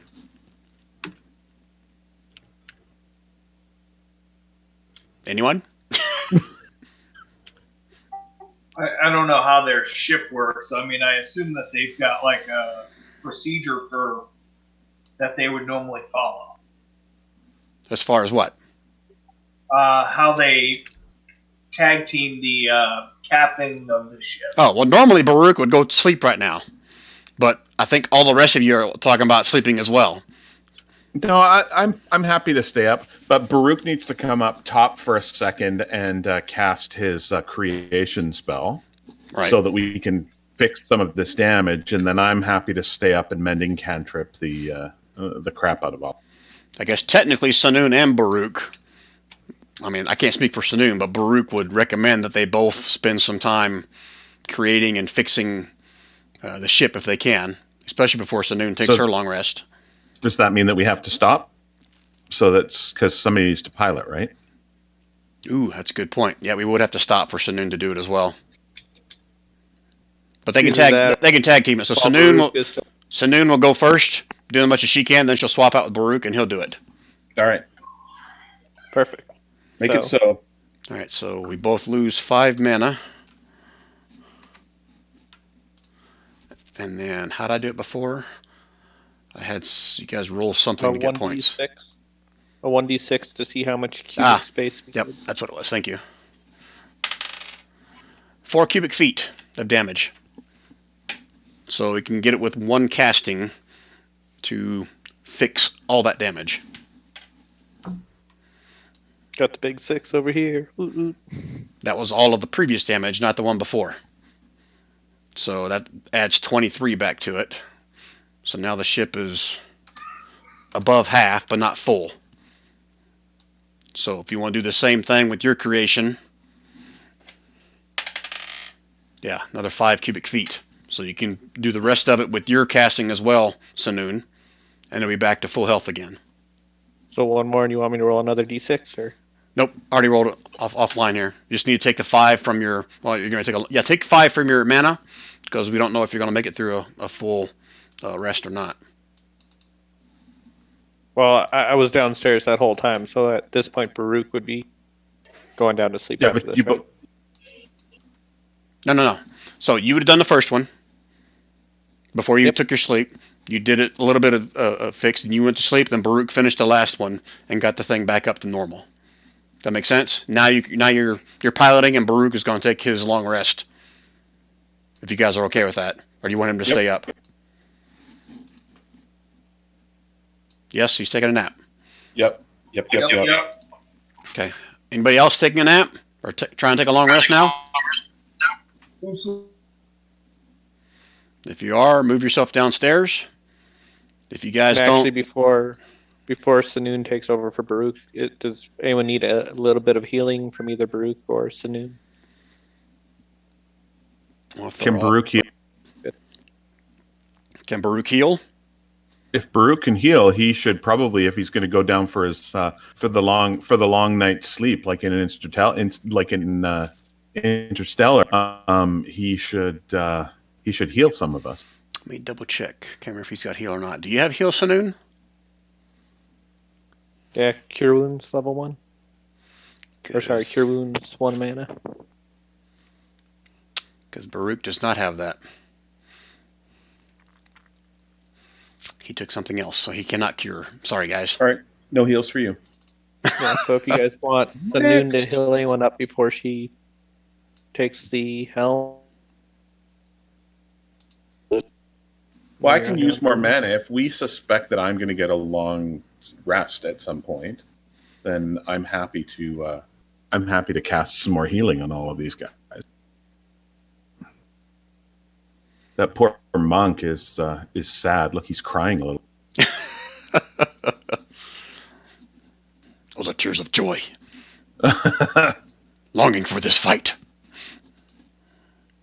Do you want me to do another? Do you want me to do another level 3 cure light wounds on that dude for another 3 mana? Well, it's either that or he heads downstairs and starts his long rest. It's your call. No, he can do that. I'll stay up. I can heal myself if I need. All right, so he'll go underneath. Srala, how is she doing? She's not doing too bad. She'll stay up for a little bit longer if you guys want her to. What do you say? Can the two of us, can the knight and Gredrin manage the top of the ship on our own? Yeah, imagine you spend enough time with these guys that they can kind of give you the ropes. No pun intended. Then we should keep the majority of people downstairs so that we're not taking unnecessary damage. 2 of us are taking damage. It's okay. If 8 of us are taking damage, it seems kind of wasteful. Okay. Now, just so you guys know, if the ship takes a considerable amount of damage, that's going to wake everybody up, and you won't get the benefit of a long rest. Well, that all has to do with their rolls. So if they roll crappy, then we'll blame them. No, there are no dex saves for these guys. It's all about the ship. No, I know. What it gets hit with. No, I'm talking about the D20 roll. Yep. The random encounter roll. If it's crappy, then it's their vote. Then it's our. Okay. All right. So we are 8, 3, 4, and this last one was 6. Is that right? No. Oh, sorry. That 6 was for the creation. I rolled it. So. You wouldn't let us roll a. You told us to roll another D4 because we were going slow. So you rolled it as a 4. Did he? You rolled it as a 4. It was supposed to be, D4 Did he because it was fail? slow. Yep, so the 4 No, hours. honestly. Oh, honestly. 11, 15. Okay, so we've reached 16 hours total travel time. That's why everybody's getting their long rest now. And now I got to roll to see what happens. D20 by Sanoon. You're the one who gets to see whether we get another random encounter. Half pace this time. We're back up to full power, though. Yeah, you would have lost, let's say, probably about an hour during your creation. So yeah, you're back up to fast pace. I'm okay with that. Woohoo! You rolled a 2. Nothing happens. Oh, that's unfortunate. For how long? Okay, so For 4 hours. for that full 4 hours. Okay, so we're up to 16 total hours. Next up on the thing. Okay, Gredwin, roll again to see how long we go before I got to roll for another random encounter. A D8. D8. We're going fast pace still. Usul is going to work his way back up to the Nope. deck. Nope. Haven't had your full long rest yet. No, but you're going to get a chance to have your full long rest because they just rolled a 7. Oh, that's right. So yes, very good. Everyone will have finished their long rest at that point. And the dawn comes again. Oh, the horn is ready. Go, horn, go! Horner's ready. Usul's got her powers back. Who do you guys want to run the horn? It'll be before this encounter roll. I think Sorella is probably the best person for it because she either that or the paladin, but I think probably her. All right, let me bump up all of her stuff again. Are we letting? We're letting the. I'm sorry, what? We're going to let the paladin go down for his rest as these guys come up. We're going to go down and have our turn for a rest. Okay. That means his aura is no longer active once he's sleeping. So do you want everybody to come up this time, or you want somebody staying below for any... No, that's, like I say, that's wasteful to have everybody up because everybody's just going to take unnecessary damage. Okay, right now I'm just moving them up here so I can pump up their hit points back to normal. Who else do I got to do? I'll just stay up there to help her with damage. Yeah, we need you up there for sure. And Sorella to blow the horn. Yep. Little boy. Maybe a grunt. All right, I'm going to give Sorella a little color here to let her know she's blowing the horn. Let's keep our friendship going. Okay. Wrap your lips around that, honey, and just keep... So night sleeping. Usul, you're awake now. You going to stay down there? I'm going to stay somewhere near the steps going up, but stay downstairs. Okay. And one grunt will stay up to kind of give you guys, direction, to kind of help navigate. The other one will stay down below unless you guys say otherwise. Yeah. Oh, the monk doesn't need to stay up. You want the monk to go back down? Make damage. Yep. Just need someone to steer the ship. All right. So if you're not sleeping, put yourself in the hallway. That's a good way to keep squared away on who's sleeping and who's not. Or the storage room. I'm fine with that, Zerth. Okay. All right. Lay on hands back. Nice. All right. So everybody's where they are. And half a hit dice back. Good. Full hit dice back. Sounds ominous. Okay. Monk got all his key back. Yep. Oh, quick one. Yep. Brian, you know that blessing of the Ring of Leth. Do I have to do that every day, or do I, if I don't change it, keep that armor? What's the thing say?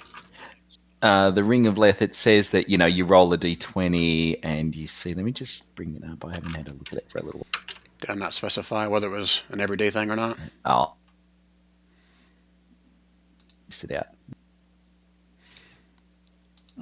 And a magic loot.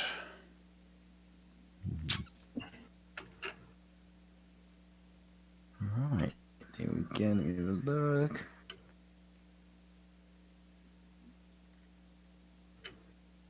Signet Ring of Leth. That's the one. Yeah, so it doesn't say it, so I'll rule that you can maintain the same thing, but once you use whatever the spell or stuff was in it, that's it. You have to go redo the ritual to gain any kind of like consumable spell that was in it. Yeah, no, this is just for the pump of the armor, so it gave me the +1 armor with that extra. Oh yeah. Okay. So just gonna keep what you had before? I'll just keep it on until, that was a pretty good roll. Okay. What about you, Diddy? Did you ever take the rings? I can't remember if you did or not. Did you mean me or? Oh, sorry, I meant to say Usul. Remember the enchanted signet rings? I did. Yeah. Did you put in your character sheet what you got out of it, or did you ever roll for it? I'm checking right now. Oh yeah, enchanted signet ring of Leth. Mm-hmm. Yep, I have. Did you mark on your character sheet what you got from your first ritual with it? I don't think I ever put it on. Okay. Do you want to put it on now and do the ritual? Did he says I would? Yeah. Yes, I would. All right. So it's been a while since we did this. I got to read it how we do this.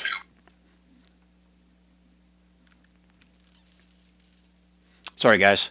Going back from like 10 sessions ago. Requires a religion check. Advantage if it's the PC's chosen god, which I believe it was yours. You chose Sylvanus, right? Yep. PC must choose the item they wish to enchant prior to the roll and place the ringed hand upon the item for the duration. Pass or fail, the ring can make one piece of armor or weapon that the PC is wearing or wielding magical for 8 hours.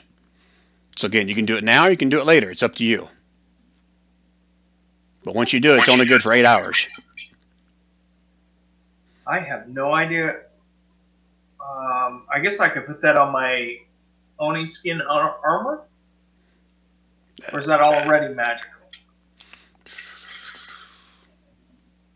The plus enchantment does not stack if the weapon armor is already a plus anything. So if it already has a plus to its AC, you can't do it. The item only becomes a greater of the enchantment or its current state.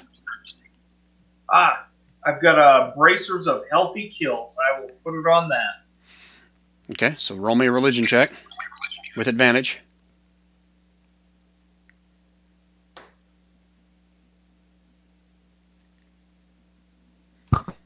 Oh, help if I switch to the right chat screen.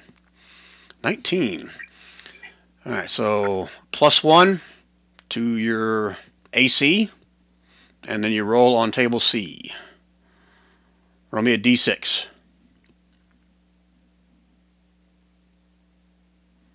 Big fat 1.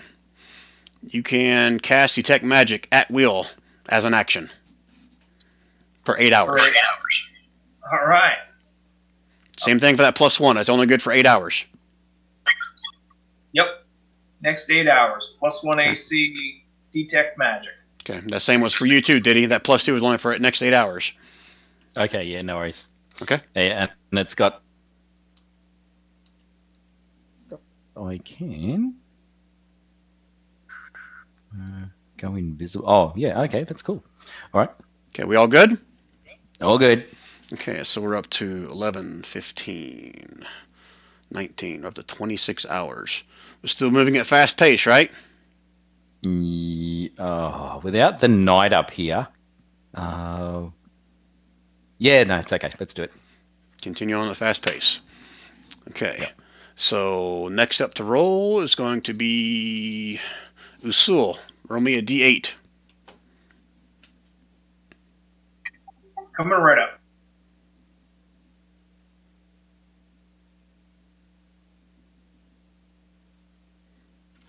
Five more hours pass before something else may happen.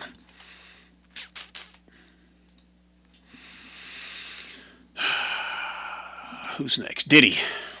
Okay, anything you guys want to do for the next 5 hours? Before I roll to see if we get a random encounter? No. I'm going to cast ether there into the sides to see if anything comes up. You're going to do what? I'm sorry? I'm going to cast Detect Magic over the side of the ship for a couple of times to see if anything pops up. Over the side of the ship? What's the radius or distance on that Detect Magic? That's a good question. I don't have it, so let me look at it. I want to say it's like 30 feet. So I was sleeping on my right side. I'm now going to start sleeping on my left side. Okay.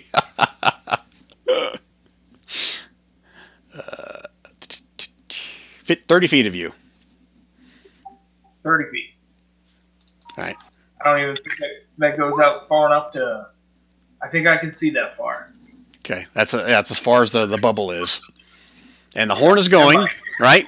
You guys got Strala blowing away, right? Yeah, and I'll because my spell has worn off, I cast Aid again. So I'll put it on her, me, and on let's see. Gredrin this time. You can have. What is that? How many hit points is that? Gives you 5 additional hit points. That's what I was hoping for. There you go. And I'll just sort of walk over next to Warrior Strala and say, I don't think you'll be able to blow that for 8 hours. I think we need a bet. Right. Don't tell me. It's just not. She's just looking at you, got the horn in her mouth. She's just kind of, you can tell she's trying to say something bad, but she can't. Her mouth's, busy. Your mouth's full, baby. That's okay. Blowing. You can hear a little bit of growl as she continues to blow out the horn. I'll just slap her on the back. I'm just trying to be present. Do not break her concentration there, Diddy. No, I won't. Smile. It's been 5 hours on deck, so I'm sort of sitting there going a bit stir crazy. She pulls off a gauntlet and holds up a middle finger to you as she continues to blow, puts her gauntlet back on. I just roll around laughing. So Usul, you, however long that cast, you walk around the ship casting Detect Magic. You're not picking up anything beyond the ship, like outside the range of it, because the bubble is what you see. I mean, you're picking up all the magic stuff that all the Gith have, picking up magic off of that throne room. And there's like veins of magic that lead out from the throne room into different parts of the ship. Just, like veins that kind of run throughout it. Okay. Anything in particular you're concerned about? The magic stuff they're carrying? No, I just had the opportunity, so I used it. Okay. So you get that one at will for the next 8 hours. You can cast that whenever you want. All right. So next up is going to be, so who rolled the 5? That was Usul did that, right? Usul, yeah. All right. So Diddy, now you get to roll me a d20. Excellent. All right, and I'll be watching and I'll get him to teach me how to do the That's not the low. sails and. Oh, I think it's true. It's not as low as it could be. The 5 hours pass by without a hitch. You can navigate. It's getting a little bit rough. I mean, the ship's kind of shaking a little bit and making a little bit more darts and stuff to avoid stuff, but you're able to keep from getting hit. Okay, who's up So how many next? hours have we been asleep? That went at 16. Is when you guys start at the 16 hour. We're now at. We just did 7, right? Yeah, you guys will wake up if you're full rest. So we got one more hour for our full rest. You started right at when the last guys woke up, right? Oh yeah, 7 plus 5. Yeah, okay. Yeah. Yep, So you're up now. So everyone that was asleep is now awake. So that means Baruch is now up. He will come up top. The knight is going to get all his shit back. Let me fill him up real quick.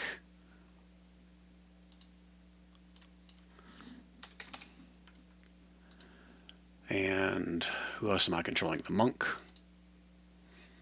Oh, our monk was already awake. All right, so everybody should be full at this point. The monk is going to stay downstairs, though. Yeah. I'll tell the Gith to go downstairs. He's not. I'll say, it's all right, buddy. You can head down. He gives the other guy a high five on his way down.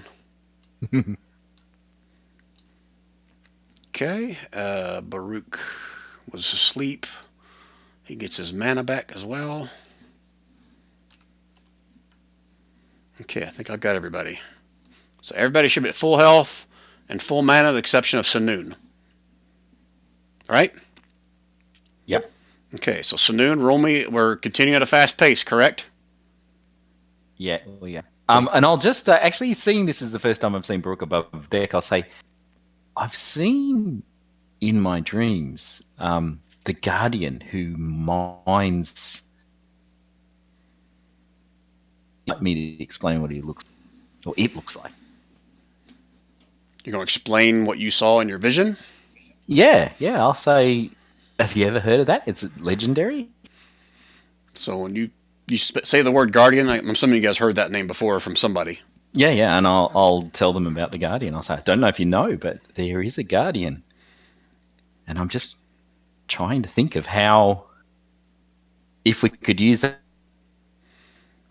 If you could use what? I'm sorry, you broke up.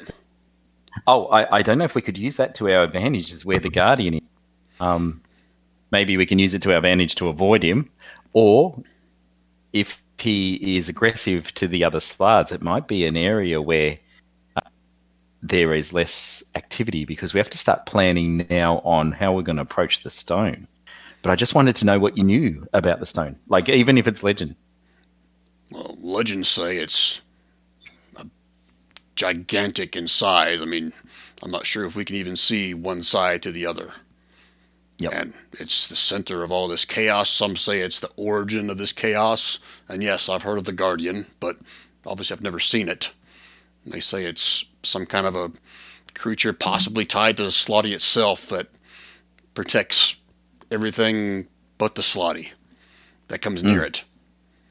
Yeah, it's like their big mother. And I'll explain what I know about it.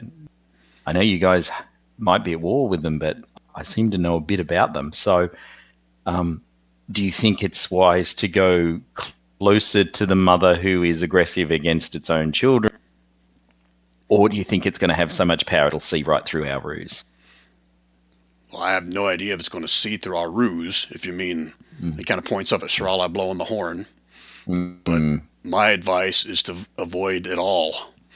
Avoid the Guardian, avoid the Slotty, avoid the chaos. Get as close as we can. Yep, land right. Or you don't even have to land on the stone. It might detect you. But if you just hover above the stone, then we can jump on, look like, the surrounding area and start the drilling process. So we're going to get in. We're going to get the stuff that we need, and then we're going to get out. And then run. Is there any understanding who made the stone? Do you guys know who actually made it? He kind of looks around and says, "No one here knows. The stone has been here before us, so all right, we don't know." I'll see if I can find a signature on it. But other than that, but look, that stone's going to have some incredible properties. So look, if I can drill a little bit more and take out something like a blade or something we could use, then I don't know if your people could do anything to harness the stone, but it might give you either power over the Slard or, I mean, for us, it's going to give us power to stop the portals, but to you guys, it might be helpful. So if you need it, just let me know. From what the Minyarag has told me, the portals are into the material plane. The Slotty already reside here, and they have not attacked Shrocket lore in eons. Yeah, I understood. I don't know, by bringing a part of the enemy with us, I would put you in more danger or not. So I would leave that up to the people, you as the Gith, to tell me if you want me to drill you out a pit so you can. Well, we don't have a need per se. If you needed a an additional piece for your own doing, perhaps to divide it amongst you and someone else in case something happened to one of you. The more pieces we have, the better. Okay, all right. Yeah, well, it'll tell me when I get to the gem core, so that's... Yes. Well, all right, and Baruch was the only guy. He wasn't here to train him on the gem core extractor, just in case you're the only one left. That's how we use it. So you're going to spend the next half hour or so kind of showing him how it works? Yep. Okay. Yep. And then, so it's just maybe we can do a quick reconnoiter around a part of the stone, choose the lightest on place, and be quiet. So have you got anything that can increase stealth, like movement in shadows and stuff like that? Because I think sound's not an issue. There's just so much sound. It's not going to be a problem. The only problem I could see would be when we set foot on the stone. If it's sentient in any way, shape, or form, it'll know we're there. And I have no way of thinking how to stop that. And he kind of shrugs, says, I have no idea if they have some kind of power to know once we're there. But did he? Go ahead. Yeah. I have a non-detection spell. I don't know if it'll work. But this is it. Wow. Yeah, that might be good. And double check, make sure that's not just yourself only. It doesn't say that, does it? Anywhere on your sheet? Touch a willing creature, a place, or an object no larger than 10 feet in any direction. Well, that'll be good to get us to where we need to get. That's for one thing. Yeah. I'm not going to put it on the drill. Drill's going to be doing what a drill does, but that might be really good if we've got someone sneaky who can reconnoiter the gem. This works for 8 hours, and it doesn't require concentration, which means theoretically it's a level 3 spell. I could cast it on a couple of people. That is brilliant. Yeah. And I think Sanoon is going to lead to something I was going to ask everybody. Everybody check your sheets, 'cause I thought somebody had Pass Without a Trace or something like that. I can't remember which. Sanoon has Pass Without a Trace. And, there'd be a ranger. Zrala also has non-detection as well. Yeah. Two people who have non-detection and Pass Without Trace is what Sanoon has. But Zrala is self-only. Zrala self-only. Okay, that's why I thought one of them was like that. And Baruch doesn't have either of those. I've got some other good getaway stuff too. So I've got Hypnotic Pattern, which allows me a 30-foot cube, and it will. It requires a Wisdom save, which I think I don't know. I didn't look, but I think that's not a SLAD kind of. That's not a SLAD kind of thing. Well, from the ones that I've met, I know the ones, and possibly the greeny ones, can give you SLAD sickness, turn you into a SLAD. I know they're pretty tough, and I think some of the stuff we should be trying to do is make sure that people have got magical weapons, if they can. And I think the little buggers get better after you hit them, from what I remember. And they're somewhat resistant. Bought a grey or a black one, so I don't know what they do. I'm sure they're pretty tough, but the darker the colour, the nastier they are. And the green ones cast. Yeah, that should be pretty common knowledge for all the Gith at that point. I mean, they know the black and the gray ones, although it's rare they see them. They're more of a nasty, a leader caster type. Yep. Although there's not really a leader. And this is. Go ahead. Yeah. I don't know. Go. Yeah.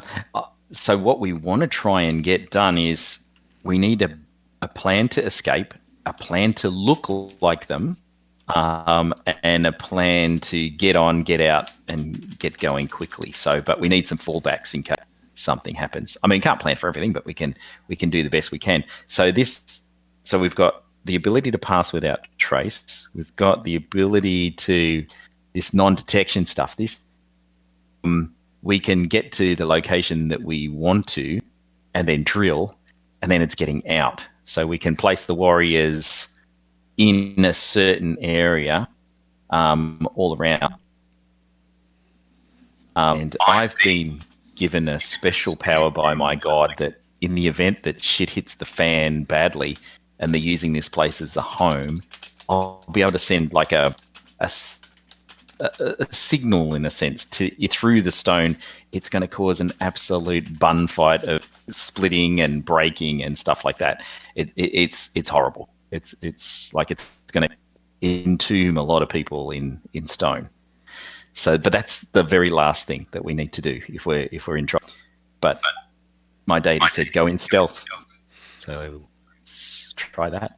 And I want to remind you, Diddy and Usul, before you guys forget, I don't know if you remember or not, both of you guys still have your return potions. Remember those? The return potions that will, if you drink it, it'll take you right back to that portal that leads you into the astral plane. Yep. Remember that? So you guys have those if you need an out, so to speak. Excellent. All right. Well, and then looks like Gredwin is also sharing with you guys some of the powers that some of the Gith have as well. In the chat there. And I think we can make them all go pretty confused when we were talking about things that the Gith can do. Confusion, static, which makes them go all stupid as well. So not every Gith has this plane shift thing that the Zerth just put in the chat here, but most of them do. Like I think the warrior does not have plane shift. Let me double check her sheet. The warrior and the monk, I don't believe, do. I think Zerth and Senoon have plane shift.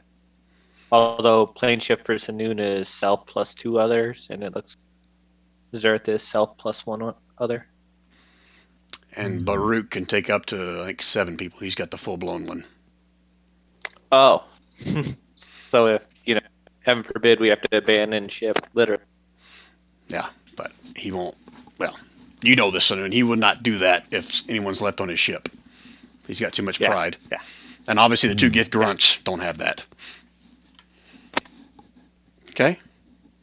All right, so one important thing that I forgot. Sorry, go ahead.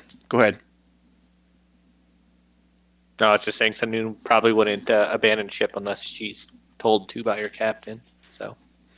Very good, Senoon. Good and loyal servant.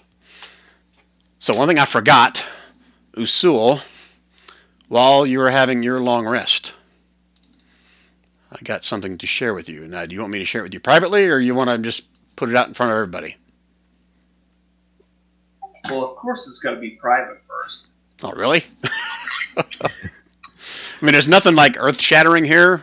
I'm not like giving away any of your secrets, but how you answer may impact what happens. So, we move you to private chat or not? Nope, that's fine. Out in the open? Go right. Okay. Yep. Man, I'm not trying to force you. It's your call. You let me know. We're cool. Okay. All right. So during the night or your last long rest, again, not really a night and day here, but you seem to like just wake up in the middle of the night for some unknown reason, and you're in your room by yourself, but you see like a small black dot like hovering in the room right in the middle of it, and it grows slowly until it gets about 3 foot in diameter, and it's just pitch black. I mean, even with your dark vision, you can't see anything. It's just like a magical darkness inside of this thing. And the edges of it are kind of slowly rotating. You can see like a little bit of mist or something around the edges of this. And for all you know, it's like a small little portal hole. But again, inside the portal is nothing but blackness. And after a few more seconds, a familiar voice emerges from, seems like inside that blackness. The voice is familiar, but you can't quite put a face to it or remember a time when you heard that voice before. And the voice emerges from the darkness. Usul, you've done well, my champion.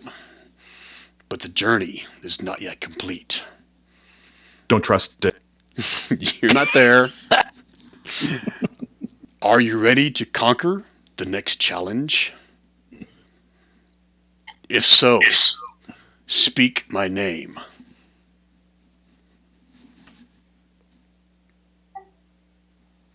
Okay. Do you need me to tell you who this voice sounds like, or do you know? I have no idea. It's your mom. It's the however you say your magical tree name, God. Yggdrasil? Yggdrasil, yeah.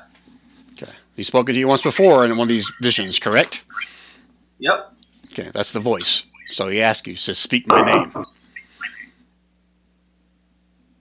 All right. Are you going to speak his name? Damn right I am. Yeah, let's do it. How you say it? Yggdrasil. Yes. One of many names. But that one will do. And you see vines start to kind of lash out of the blackness. Slow. I mean, not like streaking out you. Rude. Vines start to kind of lash out from the blackness of the portal and appear to kind of grip around the very edges of this misty edge of the portal. And then you see a gaping black, for lack of a maw, appears in the center of this portal. I guess it's only about 3 foot in diameter. The edges of the mouth appear to be as like a rotting tree stump. And as it begins to speak, you can see some kind of like a conglomeration of stone and roots and bone that form an ever-changing mouth, never the same, always constantly changing, but it's still speaking to you. It is I who have chosen you. I who have laid the path before you. I who promise you glory and renown. I hold the keys to balance. Do you deny me? Usul's response. No. Yes, my champion. You would do Yggdrasil proud. I can give you powers beyond your imagining. Powers others have been seeking for eons. But I must have your loyalty. You may not realize it, but Sylvanus was my creation. In fact, all the gods came after me. I will be here when they are dead and forgotten. Now, one last question for you, Usul.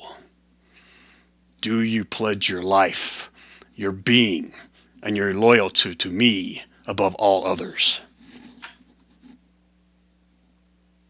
Usul's answer is? And you asked if you're a god, you say yes.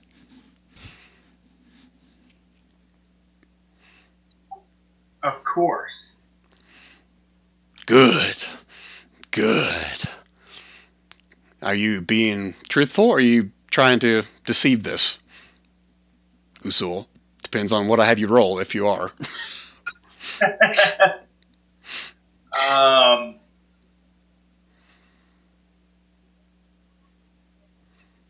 I am not so sure, so I'm a little hesitant here. So you're saying it, but you're not believing it. That's correct. Okay. You can give me a... let's put it this way. What is your modifier to your deception roll? I suck at anything charisma related. Okay, no need to roll then. It's like, Usul, I sense your doubt within your mind. Do you not see what's before you? Do you not feel the power that you can hold if you but embrace it? I ask you again, do you pledge your loyalty to me above all others? And you see the vines kind of sprout out a little bit more from the hole in the space.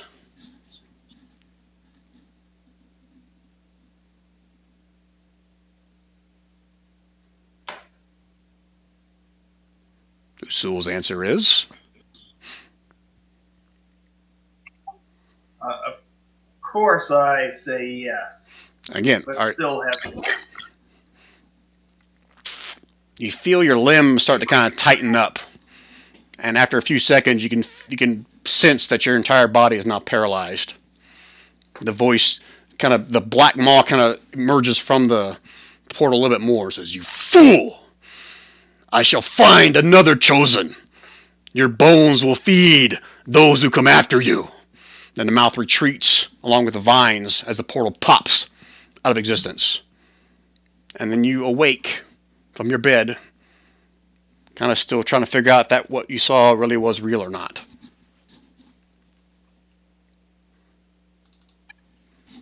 Okay. Okay, so that happened during your long rest. All right. Not where I expected you to go, but good job.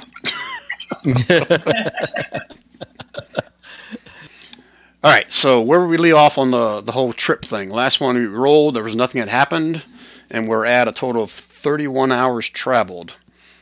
Are we continuing on at a fast pace? Yep. Okay, and Senoon was the last one to roll, right? Okay, so it means Zerth. Roll me a d8 to see how far we go. 2 hours on a fast pace. We're up to 33 total hours traveled. Okay, anything you guys want to do during those 2 hours? Excuse me. I'll just sort of look. I'm sorry you broke up. You sort of what? I'll learn the ropes a little bit more with the grunt. So he should have showed me how to trim the sails and stuff like that. Yeah. And I'll just go downstairs and see if Usul's got a good berry so I can give it to Srala for later. Usul? Usul is not that kind of druid. You haven't got one. So you don't give any good berries? Yeah. I don't have any good berries to give. Yeah, that's all right. Okay, anybody else during that 2 hours? Anybody else want to move positions or anything?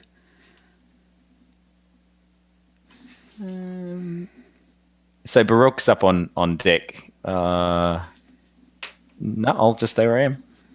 And during those 2 hours when Baruch would have gone back down to relieve Senoon.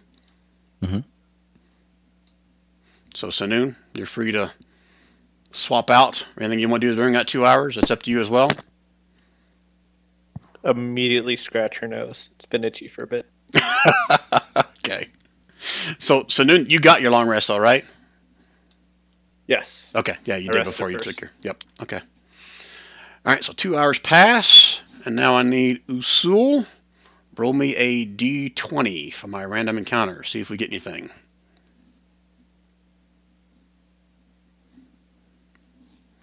11. 2 hours pass. No issues. Okay, I'm going to change it up. Usul, you roll me a d8. Still at fast pace, right, guys? Yep. We'll keep going. Okay, 4 more hours. You're now at 37 total hours traveled. Okay, and Diddy, roll me a d20 to see if we have sorry, before that, anything you guys want to do during that 4 hours? If not? I'm just having a look at the stuff I'm attuned to. If I turn off the attunement to the pendant of holding, it just means that I'll be holding the gem core extractor. Can I put the... Is there a problem with that? Can you put the gem core extractor what? In a bag of holding. Is the width able to put it in? So I don't need to keep the pendant of holding? How big is the opening on a bag of holding? Oh, I think about a foot or so. I'll have to look. Yeah, just you should put the pendant of holding in the bag of holding and see what happens. Yeah, I know what will happen. I'm not going to do that. Because the pendant of holding only takes the one item, but the bag of holding would probably take more. Let's have a look. So I think it specifies how big it is, right? Yeah, so the bag so roughly 2 feet in diameter, and the mouth and 4 feet deep. So it's 2 feet wide. 2 2 feet wide. And it's 64 cubic feet should be fine for carrying stuff, but I've got the little things in there. You know what? I'll allow it. Kind of defeats the whole purpose of the Okay, pendant, so- but go ahead. Yeah. Oh, well, I mean, that's the thing, because it stops me from having all my achievements. So within that 2 hours, I'll swap out the pendant and put on the belt of Ilmata, so I can help people when they get hurt if we get into it. Okay. So I'll swap that out as the attunement. That's it. Okay. Anybody else? The grunts will change positions again. And I think actually the knight will come up top if you want, Diddy, and give you and a also a breather. swap. All Yep. right. I think I have to go to sleep again soon, so that's fine. Yep. Okay, but the grunt is going to move a little closer, sporadically back and forth. I'll roll to see if something happens, if he's in there or out of it. All right, so Diddy, roll me a d20. Whee! And Bling. Nothing happens during those 4 hours. Can't roll any lower than that. Sanoon, d8, still moving fast pace. Man, you guys are not making very much progress. Up to 39 hours traveled. So we reckon it's going to take about 48 hours to get there, yeah? And you just now approached probably the second day of where people need to start kind of having their long rest again. So during this next 2 hours, you guys can make a decision about who wants to keep on going, who's going to swap out, take a rest. What do you guys want to do? I'll swap out and sleep. Yeah. Usul is a wood elf, so he only needs the 4 hours. And he went down first last time, so maybe he should go down first again this time. That way he's up and ready to go. Okay. And as you guys are going down to bed, the knight will share with everybody that Srala's getting pretty wore out. She's looking kind of ragged. Her eyes are all bloodshot. And she looks like she's getting weak from blowing this damn thing for so long. Yeah, she's going to have to stop. We can only ever have our protection up for 8 hours at a time, so because it only works once a day and you can't swap between users, right? Mm-hmm. Correct. Yep. Well, let's let her have a rest, and we. But if we're going to be visible, we probably. Yeah. If she stops blowing, you guys are going to lose the image thing that's around it. Yeah. Oh, we have to. We only get it for 8 hours. So you're going to have her drop it now? Is that what you're saying? Didn't you ask her if she can continue for the full 8 hours? She can. She's just going to have to make some con checks to see if she can maintain it. Yep. There's a bet on anyway. That's what Diddy will come over and go, sure you. Okay. So she's going to continue blowing. That you guys are saying? Yeah, continue for as long as possible, but then as soon as she stops, we need more people up on deck to protect the ship. All right. So everyone else is going to start their long rest. Zerth, are you taking your long rest in the supply room? Well, I'm still I'm still finishing. I'm sleeping in. It's a Saturday. Just saying, we're approaching the night of the second night here, so that's why I'm saying. It's been a hard week. So if you don't take a long rest, you're going to be making con checks for exhaustion. Everybody needs to sleep. Well, no, because I just woke up from my long rest, right? So yeah, it's now been we did like 7, then we did how long has another it been 5. since I finished my long rest? It's been 15 hours. Yeah, with that last 7, it was 24 for me because I'm out of sync with everyone. I've got to sleep. So. Yeah, I'm happy to do my 8 hours again. Okay, so everyone's downstairs taking a long rest except for Baruch. Mm-hmm. Okay, the other 3 are going to stay on top. Srala's only got about Karkat, right? Just make sure that everyone in the next 2 hours, you get enough people up on top and then let Srala have her sleep. That's not even a real word. True. Okay, so we did the time. Now we need to do Saloon. Roll me a d20. You get the roll to see if we get an encounter.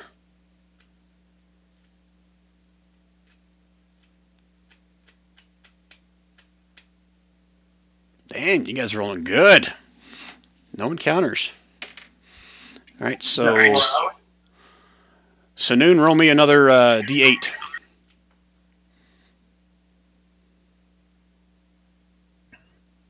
One hour. We're up to 40 hours. And Gredrin, roll me a d20.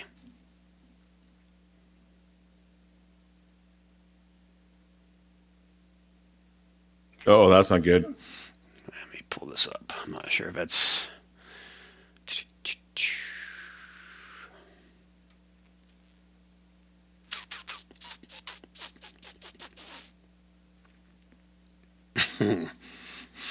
All right. I can tell. Well, now I know that's not good.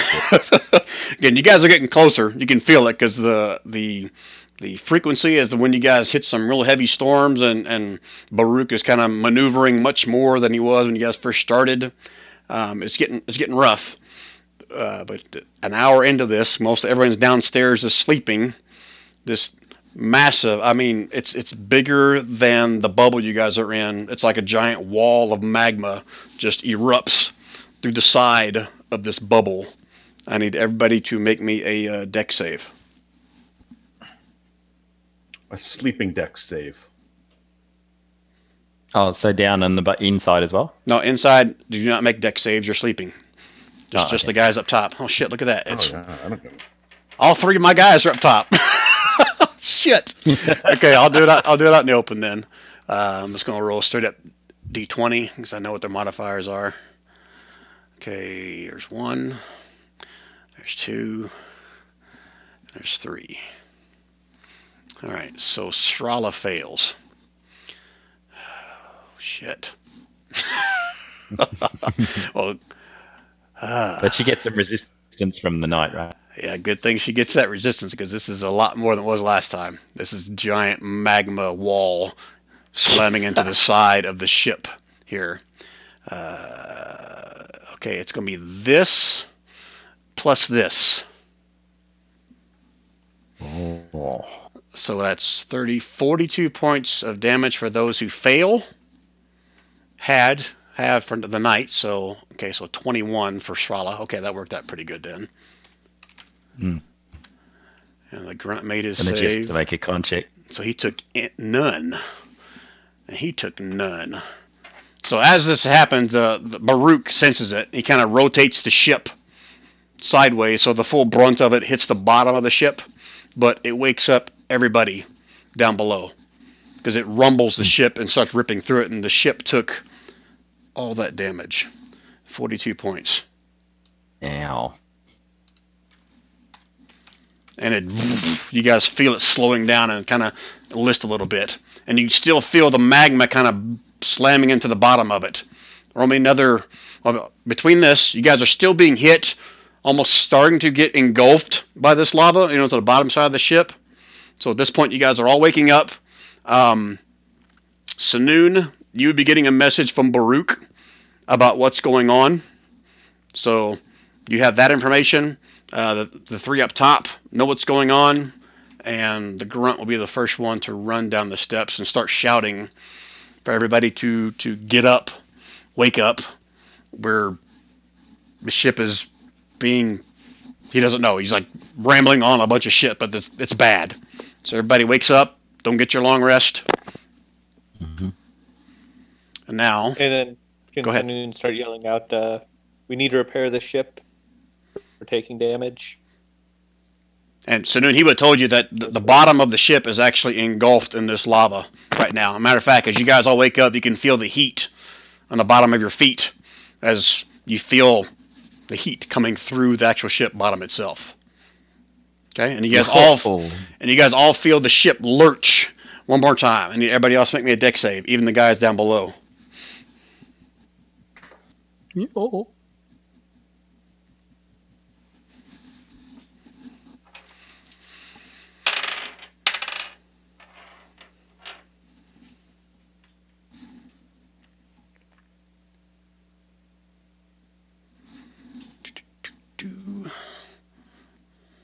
Anyone who gets a 15 or lower, you get knocked prone. No damage, but you get knocked prone. But the ship is going to take more damage.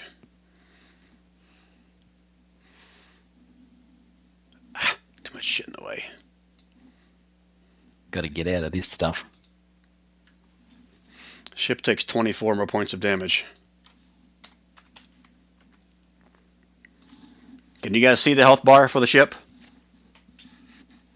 No. Oh yeah. Oh, yeah, sorry, down at the bottom. Okay, I want Sanoon. I want you to give me a acrobatics or an athletics check. This is for in place of Baruch. There'll be a slight modification to it, but I don't want you to roll it, so I'm not doing it. This is him trying to maneuver out and away from this giant magma wall. Well, I have neither of those, but I assume Dex. Yes. So. Oh, very nice. So you guys feel the whole ship lurch, and then you feel the ship almost like have a reactive lurch, like in the same direction. You guys feel the weight of yourself kind of increasing as the ship appears to be climbing or trying to move away from the wall. And by that, you're able to avoid the third hit of this magma wall as you guys eventually feel the ship kind of settle back down into a normal pace again. And so noon, you get another message from Baruch that you have passed the danger for now, but the ship took some very serious danger. You guys are moving quarter speed right now.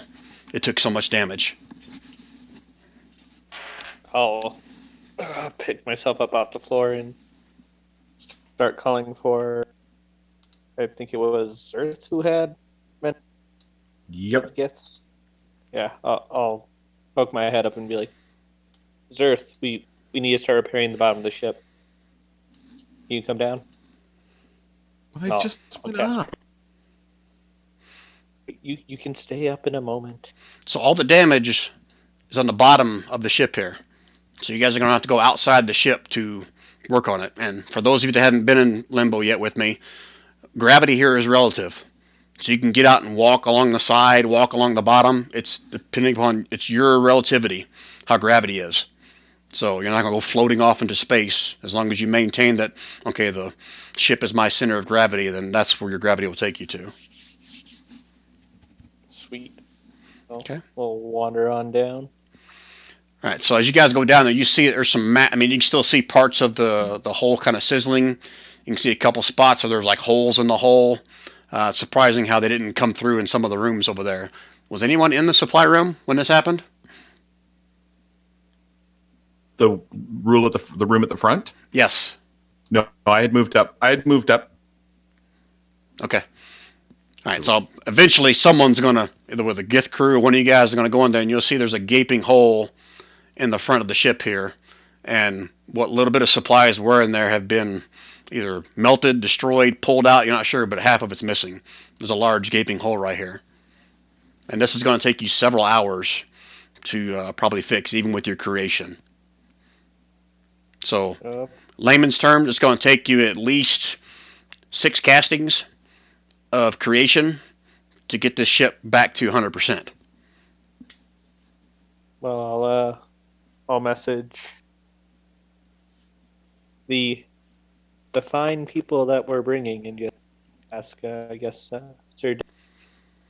At some point, I need to take over for Baruch. Do you want me to spend the time repairing all the way? And Baruch will have a conversation with you in your mind back and forth, Sanoon, that if both you guys work together, they can do it in probably half the time, but that requires the ship to actually stop moving.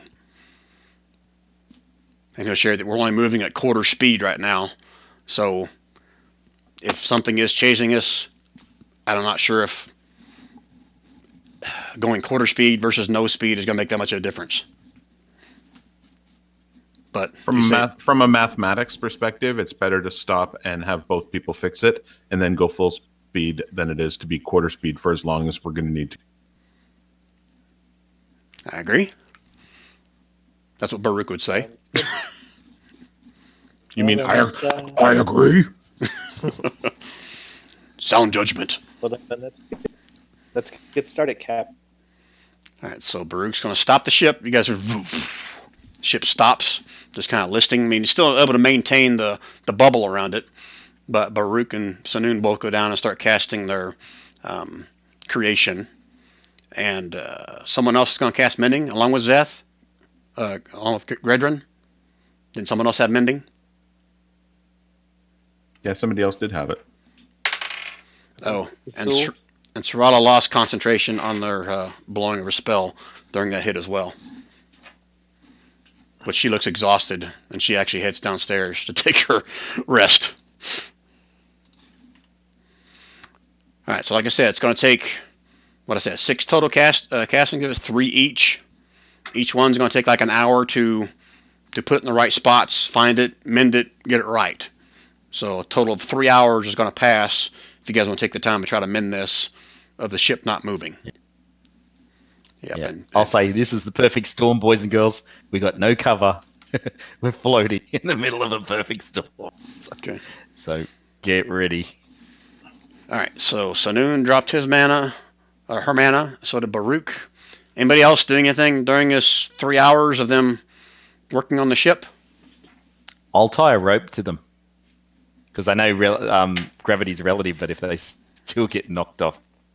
Ooh, that is a good point. At some point during this journey, some of the Gith that are familiar, all the Gith should be at least heard stories of it. They probably haven't seen it, but they've heard tales of ships that traveled too close to the spawning stone of these creatures that would dart out of the chaos and basically snatch someone off the deck and then disappear into the chaos.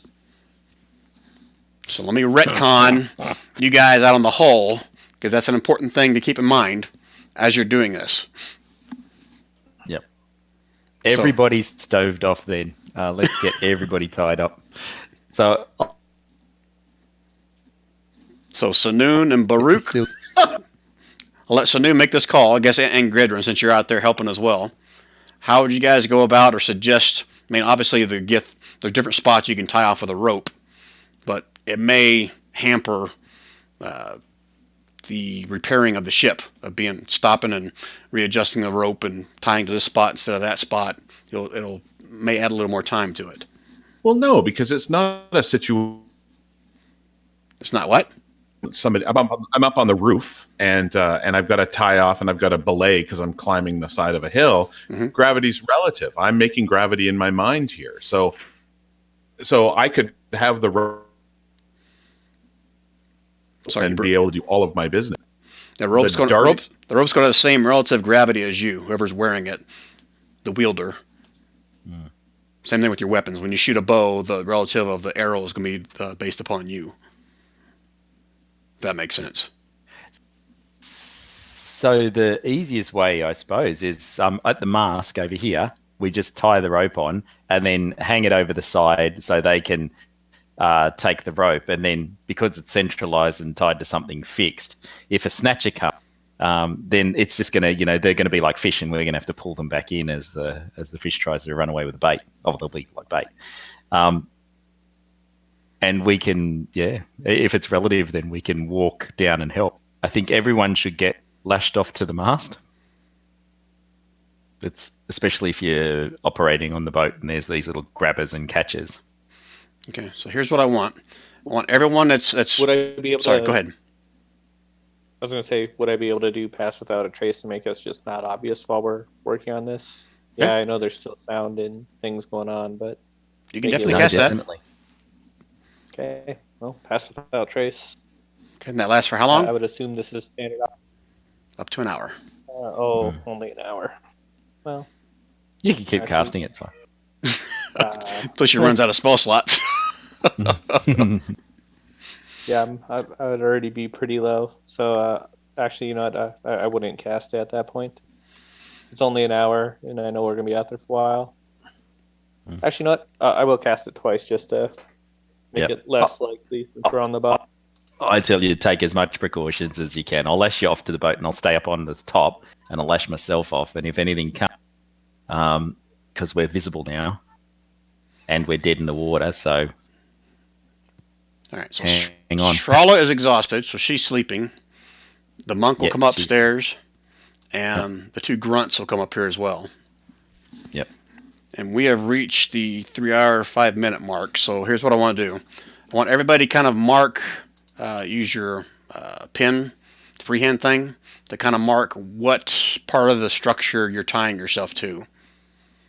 And if you're using the full 150 feet of the rope, or 50 feet, like your pack has 50 feet of rope, correct? Uh-huh. If you're using the full 50 feet, or you're kind of shorten it up, just whatever you're doing there, just make a note of that. Here, let me do it like this. I'll just put a text field over on the side that everyone can see. Let's make it bigger than that, though. Let's make it like a 32. Let's make it red. And let's make it this font. All right, so go down the list. Let's go with Diddy first. All right, Diddy, so how much rope? Are you using the full 50 feet of slack?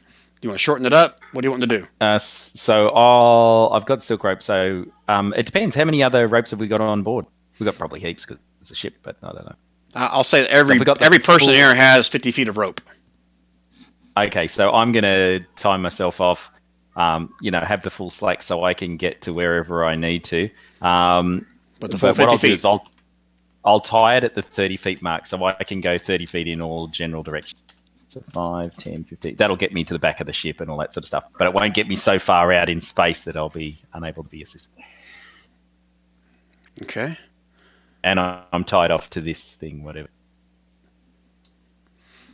All right. And then next, let's talk about Gredrin.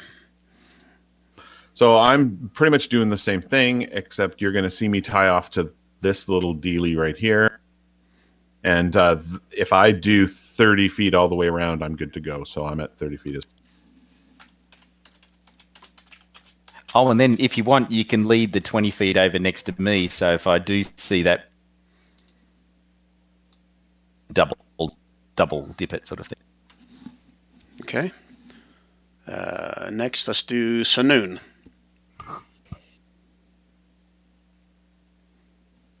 Sanoon, where are you tying off to? And are you using the full 50 feet, or are you cutting it short? I would, I guess if Gedrin's tying himself off of this one, I would tie myself off the opposite side, and I would actually do about 40, so that way I can go on stop anywhere we need. Okay. You said 40 feet, right? 40 feet. Okay. Let me move that one. And then that leaves us Usul, and then I'll figure out the rest of them. Usul, how are you doing? Are you staying below? I didn't go over the side. Nope. So you're staying down below, huh? Yep. Okay. Your shipmates are awful proud of you right now, Usul. They're there to keep you protected. Did I miss anybody? That's everybody that's here, right? Yep. Okay. All right. And I'll figure out the other guys as well. And that's where I'll go ahead and stop for tonight. Okay? Excellent. So as of right now, it's probably not going to be another session until probably January, honest with you guys. Can't be next week. Next week is Star Wars Friday. And then the week after that, it's going to be like during Christmas break. So I'll tentatively say the 3rd or the 10th.